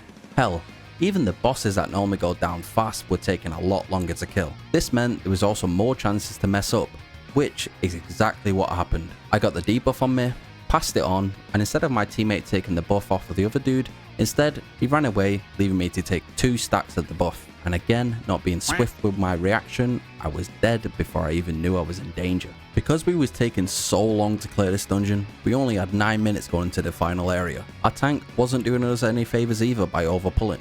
I also had a misplay on the final pack before the boss. I didn't pop a defensive, so I slowly died. This may not seem like a big deal, but these little misplays soak up a lot of time, especially when you're on a time crunch. Having 4 minutes on the clock going into the final boss, I felt like we had this one in the bag. It's not insanely hard to heal, and I had good positioning, so my atonement was hitting most of my teammates. The pools were being dropped in the right places, and we was handling mechanics with no problems. And then my tank did the unthinkable. That motherfucker walked straight off the map. I noticed it at the time, but not being talented into grip, our chances of timing this key went from 100 to 0 in a matter of seconds. You could be angry at this, or you could just choose to laugh it off. How do you fall in? How does that happen?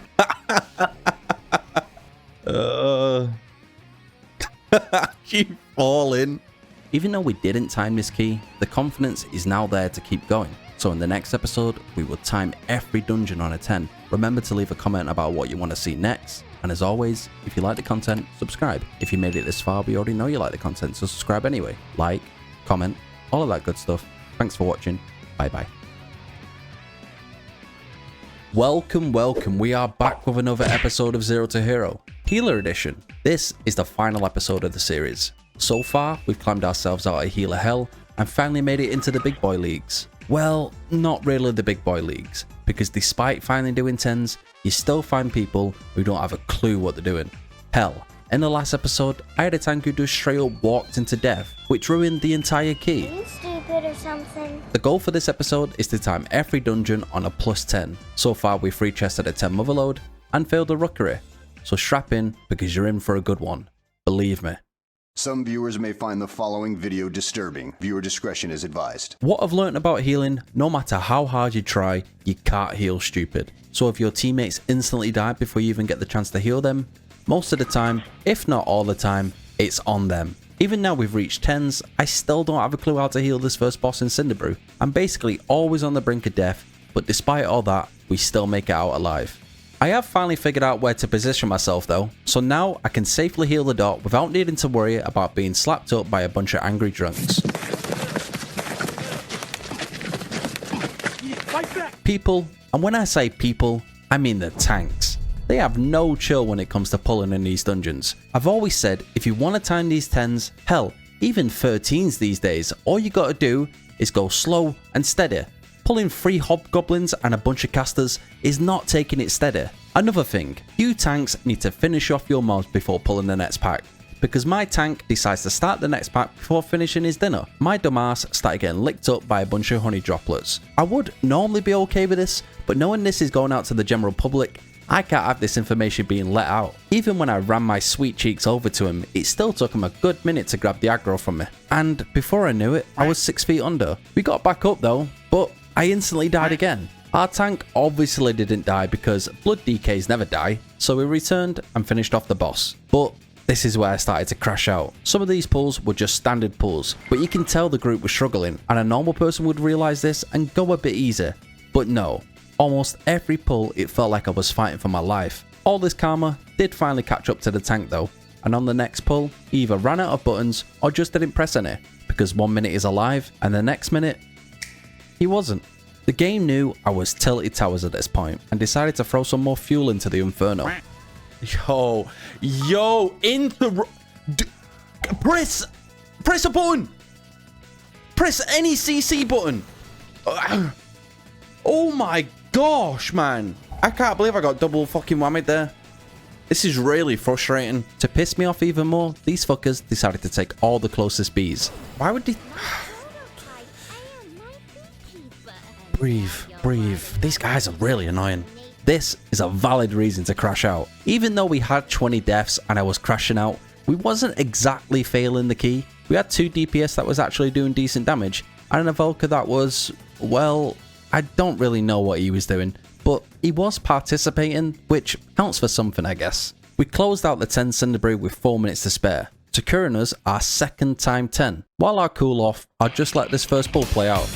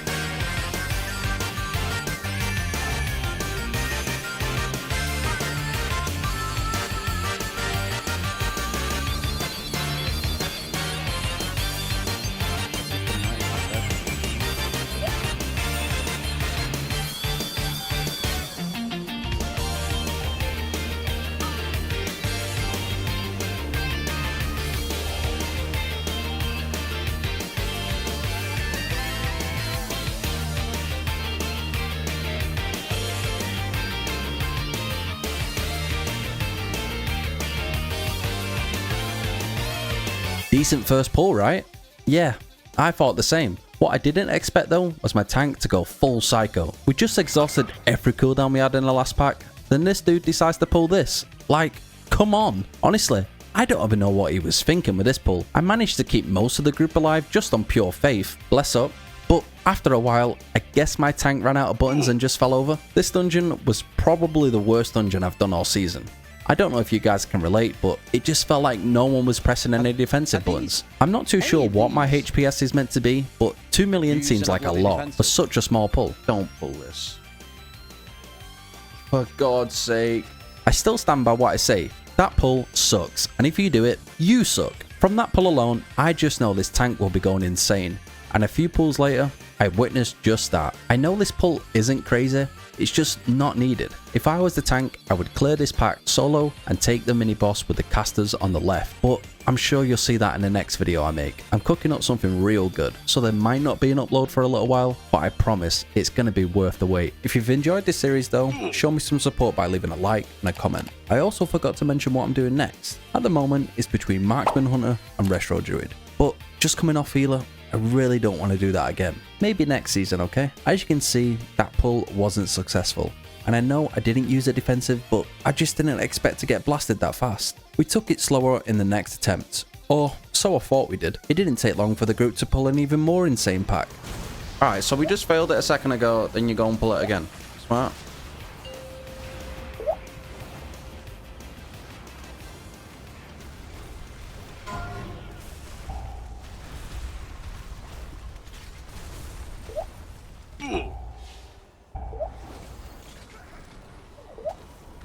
Oh, I hate this game. You'd think we'd learn by the third attempt, but no. We did manage to make it to the end of the pack, but again, I got blasted.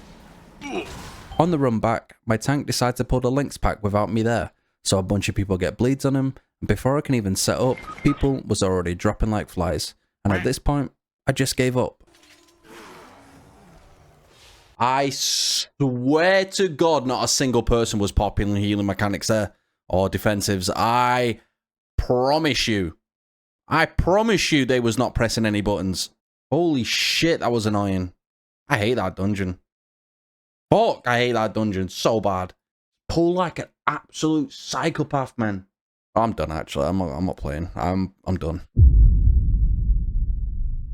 We took a well-deserved break and came back the next day, rejuvenated and ready to go. The first dungeon back, and we easily timed it. The only part that triggered me was when the Blood DK and the Mage decided to battle during the Zav boss. They was out here popping healing pots just to win a duel. The sad thing is though, that Blood DK was 682 eye level and almost lost to a 647 Mage. Like, how? The next dungeon, our star boy decided to go AFK for a few minutes, which isn't a big deal. We was blasting the packs, so I wasn't worried about timing the key. But when the packs drag out for a long time, they start becoming really hard to heal. And it got to the point where there was so much heal absorbs on my team, there was nothing I could do to get us out this gunk we was in. The next few deaths was where my hunter did the classic and insta died, and then I did the classic and got hit by multiple abilities at once, and died.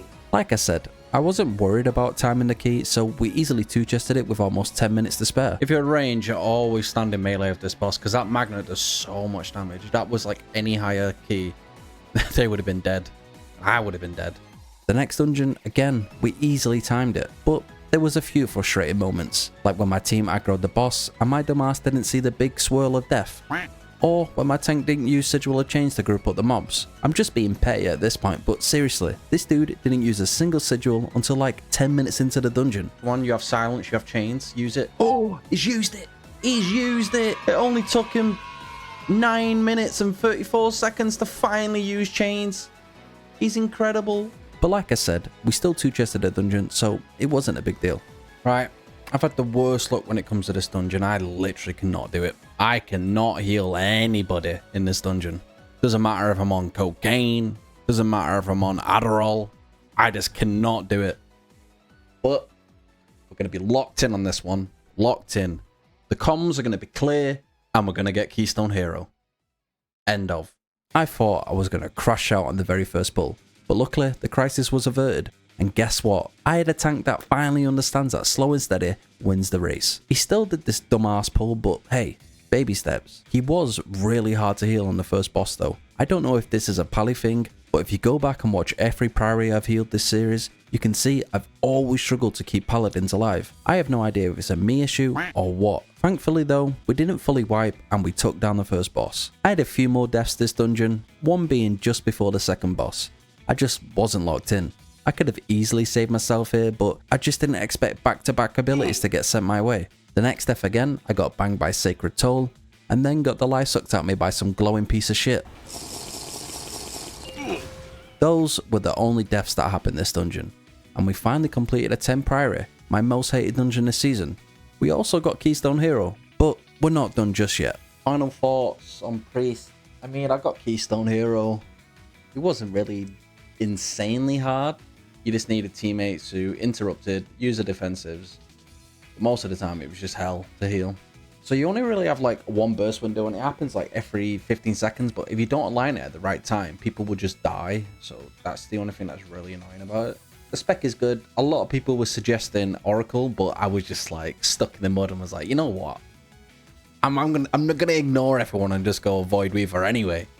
And we did it. We got Keystone Hero, but can we get to 3k? That is the question. Do we continue or do we not? Yeah, we're not continuing. The views are dropping faster than my mental health, so I'm going to save everyone the trouble and say, let's bury this bad boy and move on. We finally timed that 10 Rookery, and all that's left now was a 10 Floodgate. But I ended up getting a paladin with an ego the size of his mum's belly. Massive. The key was going fine, but he decided to troll and aim the orb into the entire group. But what I just don't get is why he blamed me.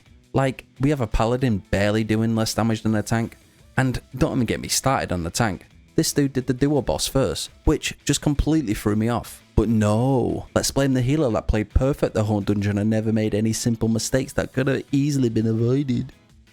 We ended up finding a better group and easily 2-chested the 10 floodgate. And with that finally in the bag, we officially timed all the dungeons on a +10. And that concludes our healing journey. Did I enjoy it? Yeah, I loved it. But I do hope you guys did enjoy it. I also forgot to mention my dungeon tier list, so here it is with zero explanation. If you like the content, subscribe. If you made it this far, we already know you like the content, so subscribe anyway. Like, comment, all that good stuff. Thanks for watching. Bye bye.